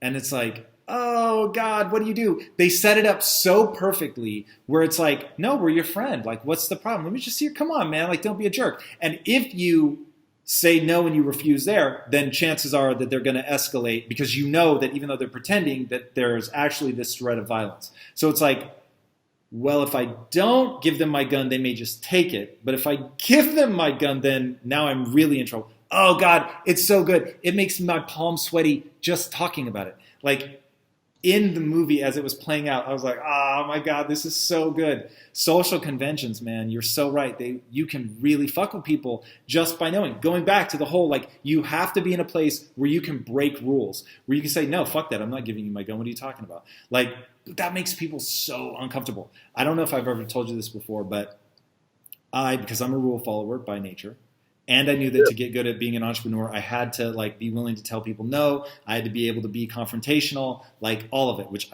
by nature I'm not. So I would start parking facing the wrong way on a street because I was like, I'm so uncomfortable leaving my car because I could get a ticket. And I would just do it and be like, the rules don't apply to me. And I know when people hear that, they think like I'm going to cut lines and shit. Trust me, I would never. Because when it comes to something that like diminishes somebody else, I fucking hate that. I like to see people get along, and I have a value system that I live by. But if you can't buck certain rules, you will get trapped so easily by social convention. So yeah, that was a very long tirade, but that shit like gets me super amped up. And I think those rules and those expectations or those norms, they keep us limited. And a lot of what we talk about, you and I, it's just about, again, it's a quotable, but this idea of transcending, about ending this mass hypnosis, or of rules, and it's so interesting because in the book, I kind of model loosely, the hero's journey, right? In terms of the call to an adventure and go through your trials and you find a mentor, but when you come back, it's kind of like you bring that elixir, that treasured elixir back to the ordinary world, just like Neo does in the end of the Matrix, right? Where he gets on the phone and he's like, I'm going to show, people a world without these rules, without these limits. I'm going to show them what's really possible. And I think that's why we're here, to show people what's possible, because this life that we live, are really the lessons that we're teaching everyone around us. And giving them, by doing so, you become the Roger Bannister or the Bruce Lee, or you name it, for your team, for your family. And it's a disruptive time too, right? Like the only people that are going to make a dent right now, by following the rules, you're going to get those same kind of results. But if you break the rules intelligently, I think it's important to know the rules, and learn them, and then you could change them. And lead to something better. For sure. So speaking of disruptors, man, there's somebody, you mentioned him earlier and you talk about him in the book, your boy Stan Lee. Yeah. It's crazy how much of pop culture he has given birth to is bananas. And in the book, you mentioned something in passing, and I was like, I wanted to call you and be like, yo, you can't like start the story and then not give me more detail. You said that Stan Lee, when you asked him, who's your favorite character that you've ever created, he said, without hesitation, Iron Man. Why? Yeah. I'm so shocked by that. Why Iron Man? I didn't go super deep into why he did that, but he loved Iron Man. He was obviously in a lot of the Iron Man, movies. Do you have a hypothesis? Because the real Iron Man was a drunk. The Iron Man that he created was a Vietnam vet with PTSD who was a drunk asshole. And I mean, obviously still a fucking really cool character, but not quite the Iron Man that we think of today with Robert Downey Jr. So the fact that that's the character, do you have a hypothesis as to what it was that he liked? Oh, I wish I had a great answer for you on this. Yeah, when people read Iron Man, the actual comic books, he's a degenerate. Womanizing, he's always drunk all the time, and he had his dark, but there's this dark energy. But so I think it made it relatable. He was extreme. He was an addict. I wouldn't define Stan in any way like those kind of characteristics, because there's always been this amazing kindness and creativity. I don't know. If I had to guess, and this is a guess, but if I had to guess, it went something like this: he was a real dude. He did not have any superpowers. He was a fucking engineer who had to work to create things, and he was flawed deeply. And I have to imagine, like, we all look at Stan Lee as like just this unstoppable idea generator. I mean, it was really, really extraordinary. If I end up becoming a tenth of the writer and creator that he was, I will be beside myself with joy. But I'm sure that it's not how he saw himself. I'm sure he struggled with all kinds of shit that was frustrating or whatever. And writing a deeply flawed character like that who still ends up doing something extraordinary, it's a guess. But everybody else, like I thought for sure he was going to say Peter Parker, just because it's like I didn't understand how dominant Peter Parker was or Spider-Man was until I looked at the sales figures. As a comic book, it isn't a little bigger. I mean, now it's not, but at the height, it wasn't a little bigger than everything else. It was dominant. I mean, just like the biggest thing on the planet. So I would have expected him to say that. So that's my gut instinct is almost all of his characters were essentially given powers. The X-Men all born with something, Peter Parker bitten by a radioactive spider, but Iron Man was just a dude who engineered armor. Yeah, he was incredibly bright, and I think there's like if I took this cam off and walk you through my hallway, the original art that I have there is an original Iron Man piece and Batman, and so those two are interesting because they weren't born, they were built. Dude, I have Batman statues behind me and everything, but they weren't. They were maybe born into wealth, but they had their hardships. They were orphans, like a lot of superheroes: Batman, Iron Man, Wonder Woman, Superman, Spider-Man, all of these heroes. But they had a darkness, definitely, and but they are also built themselves, especially Batman, master of all martial arts. And the detective, very smart and savvy that way, and just like it's human. And so I could appreciate, while I love the X-Men and I love Spider-Man certainly, but those are the ones that I, definitely have an original impact. I mean, even in the back of my phone, it's like Batman. Dude, I am a total junkie for superheroes and for sure Batman. That's amazing. I love that. Yeah. Lisa and I actually, our first dog was named Batman. Okay. And there's something about, for the exact reasons you just laid out, right? So Batman had a sickness. He was driven by something. And you want to talk about something I can understand, like something that you want so badly that you're willing to, travel the world and learn however many languages and learn to fight and all that. And yes, I get he's a fictional character, but it's like, I mean, that the ability to attach to a fictional character through narrative to change ourselves is like the defining thing about humans, that it defines my business model. It defines everything I've given my life to, which is, how do you help people make change? You give them a character that they emotionally invest in, and then that person does things and goes through things that you then take and implement in your own life.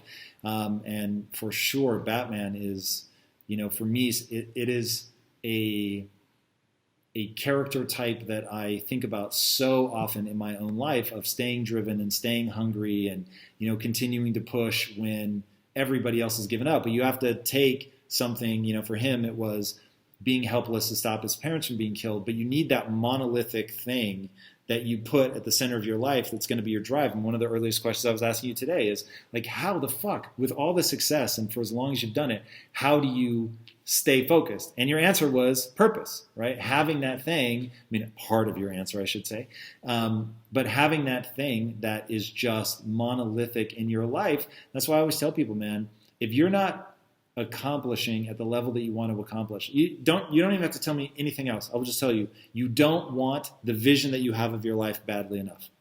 Yeah. You just don't. Like, focus on that. Focus on building the thirst. Can't lead a horse to water, or you can lead a horse to water, but you can't make him drink. But forget all of that. Put all your time and energy into making them thirsty, right? And that's what people need to do in their own life. Like, put all your time and energy into wanting that thing so badly that it's an absolutely crushing need in your own life. And then all of a sudden you will be far more resourceful than you ever thought you could be. And I would say that I'm personally like evidence of your business model. Like, when I was growing up, I didn't have a lot of friends. I didn't have like real life mentors. So I would I would lose myself in these kung fu movies or these Bruce Lee movies because these were the real life superheroes. I just was doing some training for the WWE, and I was telling them like it was similar. I was, with McMahon's and everybody, Triple H, amazing, and but growing up for me, I remember going to, when I was about 10 years old, going to a WWF at the local, like Coliseum, locally convention center where I grew up. And Ricky Schroeder was there, and I'm dating myself like silver spoons, but you have Jimmy Superfly Snuka, and you have the Iron Sheik, but they were like, dressed up characters because they were like real to me, because they were these superheroes, and their stories, they bring out characteristics. And I would indulge in these superheroes like Spider-Man, because I felt his flaws and I felt his awkwardness.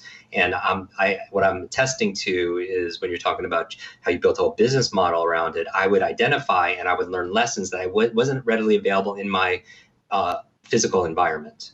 Right, I didn't have these mentors or these coaches and examples, and so I would dabble in fiction, and I would pretend I was in those comic books, and I would learn those lessons, and I still do today. Like I still watch, Rocky movies, and I still watch The Matrix, almost, annually, and I watch these places. And that's really where, because superheroes for me are people that are flawed, but they've discovered and they've developed these superpowers, whatever they happen to be. But they also represent like hope, for a hopeless kid. They also represent real help, and also the coming together of these, like here, like my mouse pad, the Avengers, when everybody could come together with their own unique strengths, together on a team. You have your integrator and your visionary, you have the starter, you can do amazing things. And so that's a big driving metaphor of my life, are these fictional superheroes that, whether they're real or not, Batman is real or not, in my mind,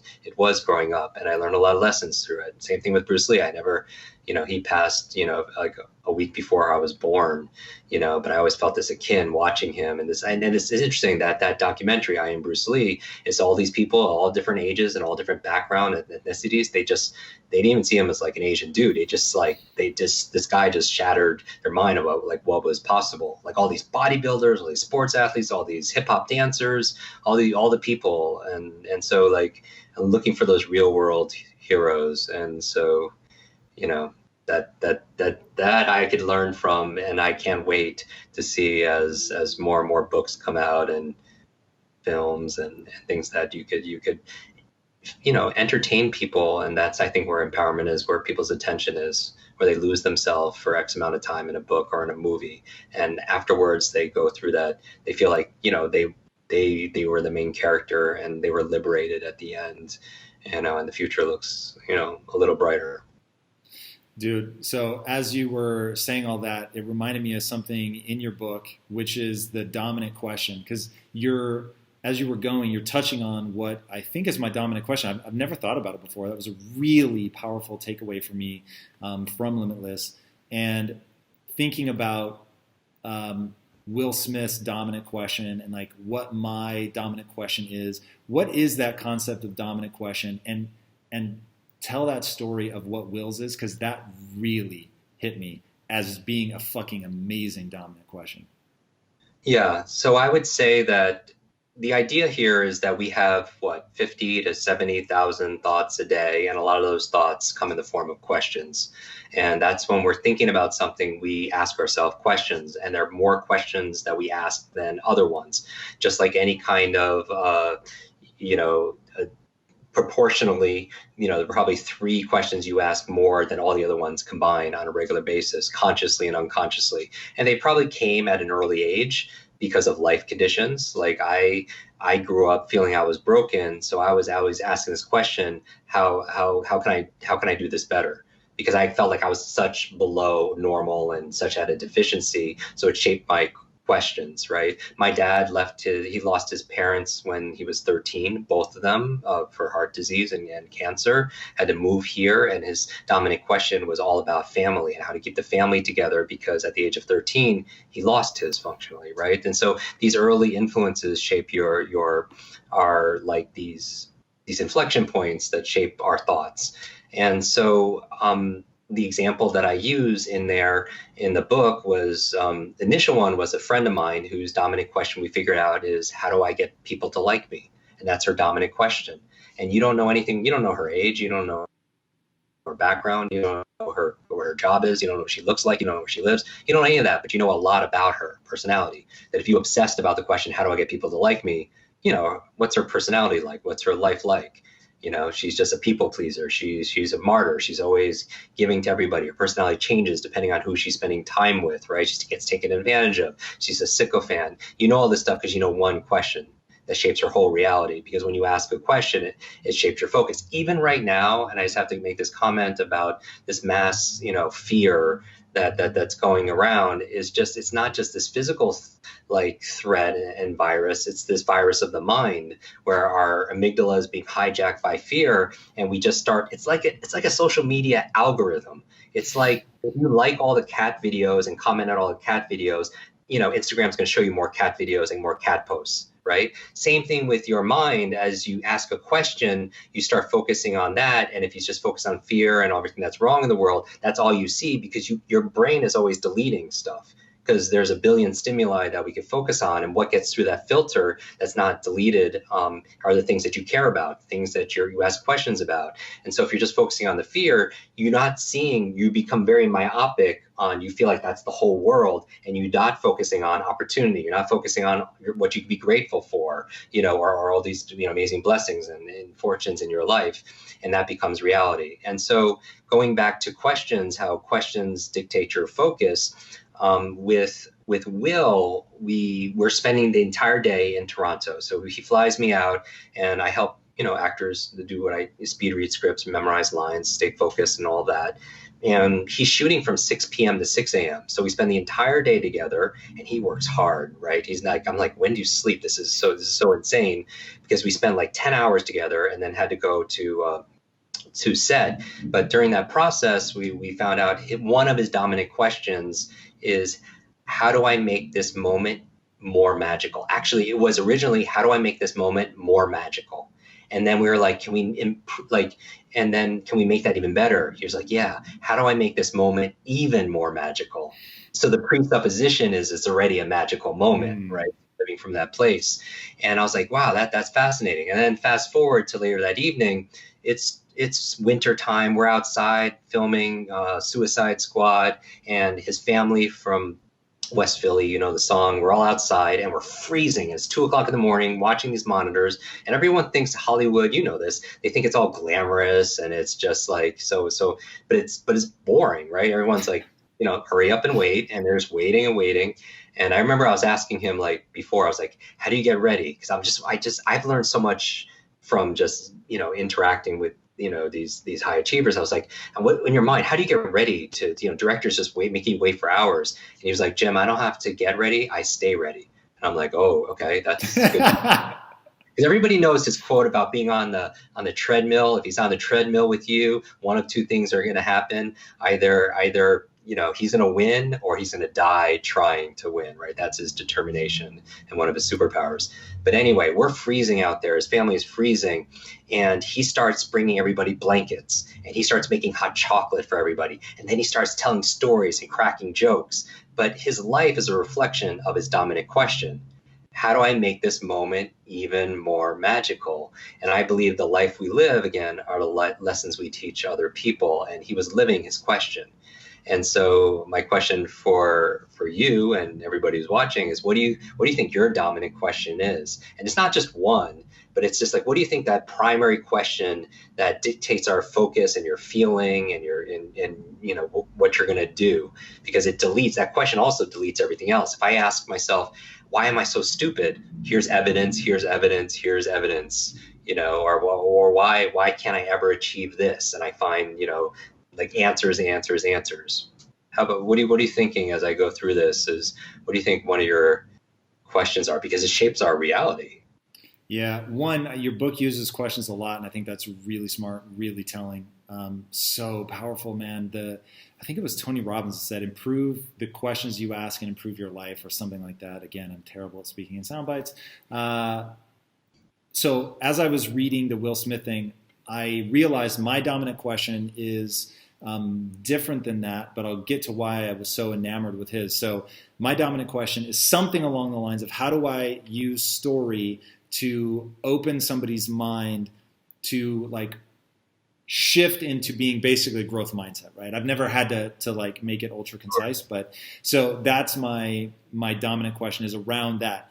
What I worry about with that is it's at such a high level that it's a great sort of guiding light. But what I like about Will's is that it's of that moment. So right now, in this exact moment, 100 different times a day, I can lean on that dominant question. And when you look at how he's gone as far as he's gone, it's due in no small part, it's not the only part, but it's due in no small part to his charm.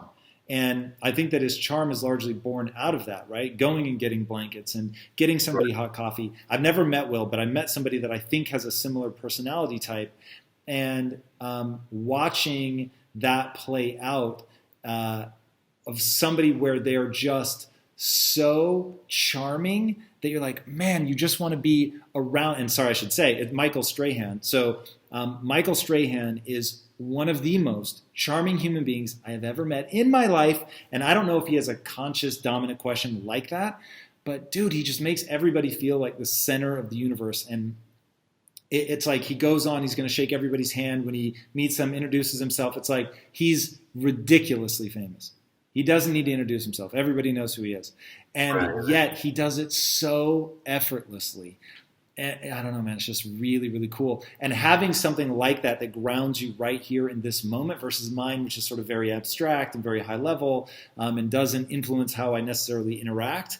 It guides what I build and the companies and, you know, what I wake up to every day for sure. And so it made me wonder, like, because I think you even said it's one of Will Smith's dominant questions. So are there like different areas that we should have dominant questions in? Like, is there like sort of a 2 to 3 limit? Like, how do you see that play out?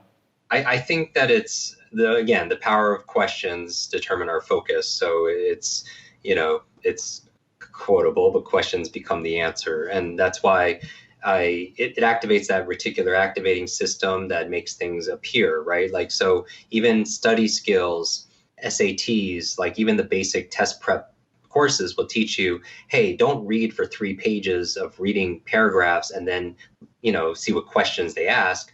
Look at the questions first. So when you're reading, you're like, oh, there's an answer, there's an answer, there's an answer, there's an answer. Where were you 25 years ago, Jim? That would have been very helpful advice. And here's the thing, a lot of people, when they read, they don't remember a lot of what they read because they have no questions. So in the beginning of every single chapter, I give them questions to prompt them so that they can activate their RAS to look for those answers. Oh, that's an answer. That's how habits work, right? This is how to find more of your passion. And these are the best brain foods. By asking questions up in advance, then I'm setting their focus. And so what I would say is that we ask about questions all the time, and there's certain questions out of habit we've trained ourselves to ask out of default. And some of them are empowering and some of them can be disempowering. And I would say there's no greatest person, there's not the one question to ask, because I'm sure there's a downside if we look for it for every single question, because it forces our focus and so it makes us ignore something else. And so I feel like it's important, part of the process that every great story goes through is a story of self-discovery and of self-awareness, getting to know yourself. It's another set of skills to having the courage to be yourself also as well. But asking these questions about what's most important to me in my life, what's most important to me in a relationship, because, to know those values, it's kind of important even when you're hiring people to have this understanding, because it would explain why they do what they do. What they value most in life, security or some sort of adventure or some kind of, ego, promotion, whatever it is, it explains their behavior. It'd be interesting to find out your spouse's question.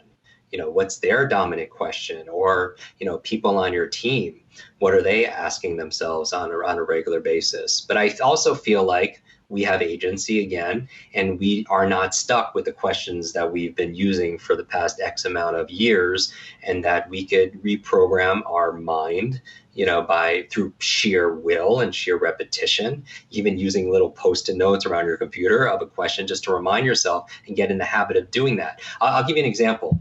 I'm experimenting right now, again, now that I'm sleeping better, this past year, with lucid dreaming. Lucid dreaming is this process of being aware. Have you ever been in a dream and you're aware that you're dreaming? Very rarely. I find it wakes me up, but I know the concept really well. So the idea here, I used to do it very naturally as a child, but then, with these sleep issues, I would never get into that REM sleep and get that quality where I could get those questions, to be able to have those experiences. And now, somebody was telling me that lucid dreaming is now used for people to deal with trauma, to face fears in a safe environment of their imagination where it feels like it's really happening, but they could habitualize themselves to their fear of heights or confrontation or whatever in a way that they also know that they're safe and be able to. Now, I don't know the science of this. Is just me, doing thought experiments. But one of the ways to get into that lucid state is asking her the question like 100 times a day: Is this a dream? Is this a dream? It's kind of like an inception kind of, moment. Or are we in the Matrix? Is this a dream? Is this a dream? Is this a dream? And then the first time the answer is yes, because your brain doesn't shut off at night, it'll still, have you ever had a very intense day and you start dreaming about that because your brain is consolidating that stuff and working on it? We do teach in the book how to remember your dreams, because I feel like it could be a source of inspiration that people say, and this is anecdotally, but, that Paul McCartney came up with the song Yesterday in a Dream.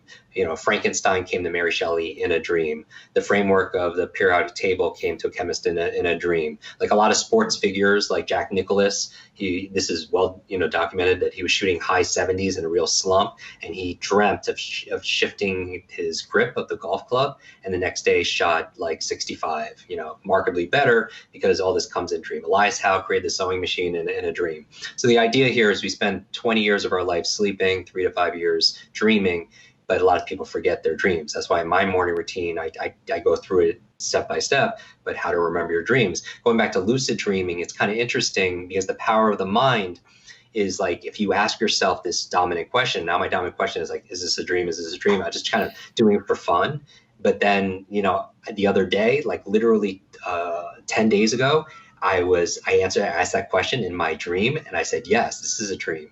And I just and I didn't stay in there for very long, and you lose track of time in there, but I was able to kind of influence my dream. And I'm just playing with it, right now. I don't have any scientific validation for this process, but I know the power of the mind. It's like the night before, have you ever had to wake up particularly early for a flight, and you had to set an alarm? I know you don't work off an alarm clock, but maybe in the past where there's something that was happening and you maybe set your phone alarm or a clock alarm and you wake up like 2 minutes before the alarm goes off. Many times. Isn't that an amazing power of intention? Yes. You set an intention. That I want people to listen. Just think about the power of our mind right now. The night before, you obsessed about the specific time, and you wake up almost to the minute of that. And now my part of my ritual each night is before I go to sleep and I go through this process is I ask myself a question, talking about the power of questions, because if I could wake up at a certain time, why don't I use it to do something more extraordinary, right? To be able to solve something that I'm struggling with or have inspiration. I did that a lot when I was writing this book, because I would have certain areas that I wasn't really well developed. And this whole limitless model came from me asking this question, because I was obsessed with, why don't people do what they know they're supposed to do? Why isn't common sense not common practice, right? This whole idea. And I was like, I have all the methodology. I was like, and then in my mind, I would obsess about it. And then I would have these thoughts and these revelations. I wake up in the middle of the night and I would just write them down. And that's how I came up with the 3M limitless model that became birthed from me obsessing about this question, like what's missing?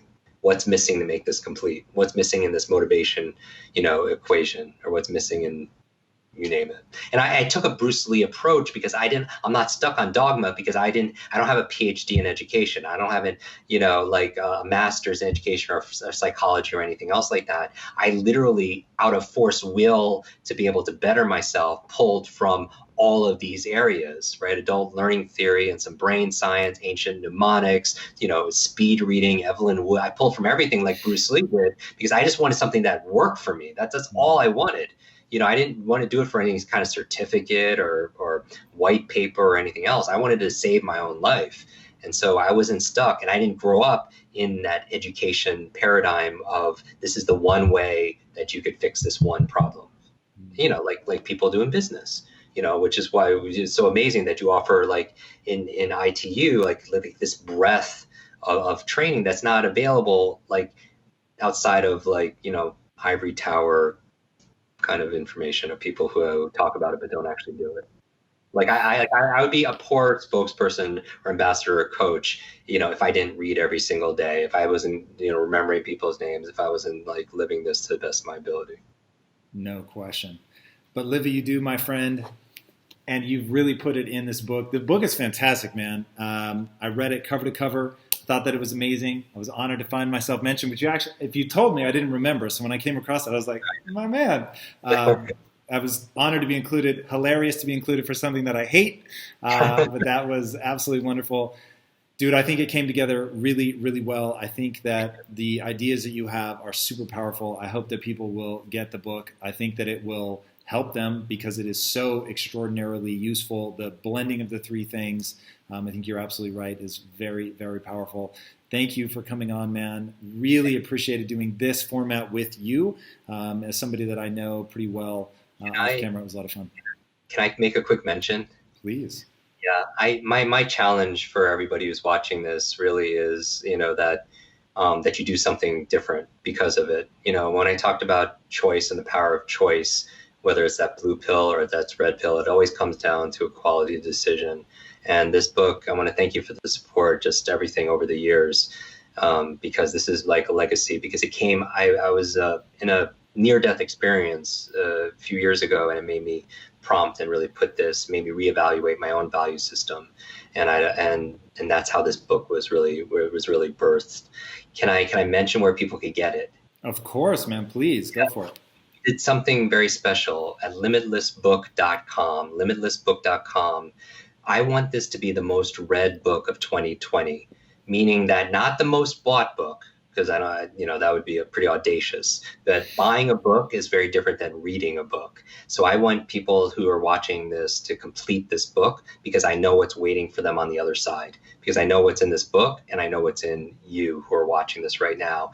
So what we did at limitlessbook.com is when people pre-order the book, they automatically get a 10-day program, a coaching program for me, walking them through the highlights of reversing their negative self-talk, of really hacking and unraveling and unleashing their motivation.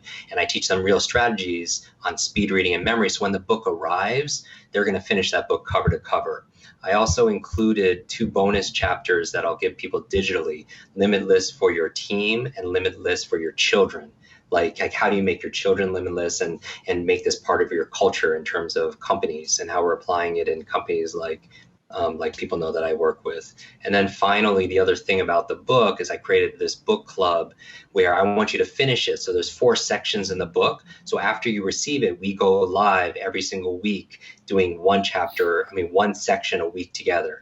So we read it and then we go and say, how are we going to apply this? Here's some ways to be able to remember this, apply this with your family. So 4 sections, 4 weeks, 1 month post book. We all do it together because I want this to be the most finished and applied book of 2020 because knowledge is not power. Just having a book sitting on your shelf doesn't make you any better than anybody else. And I want people to complete it. And so thank you for allowing me to talk about it. And this has been the most unique conversation like I've ever had on recording ever. And thank you for the work that you and Lisa do.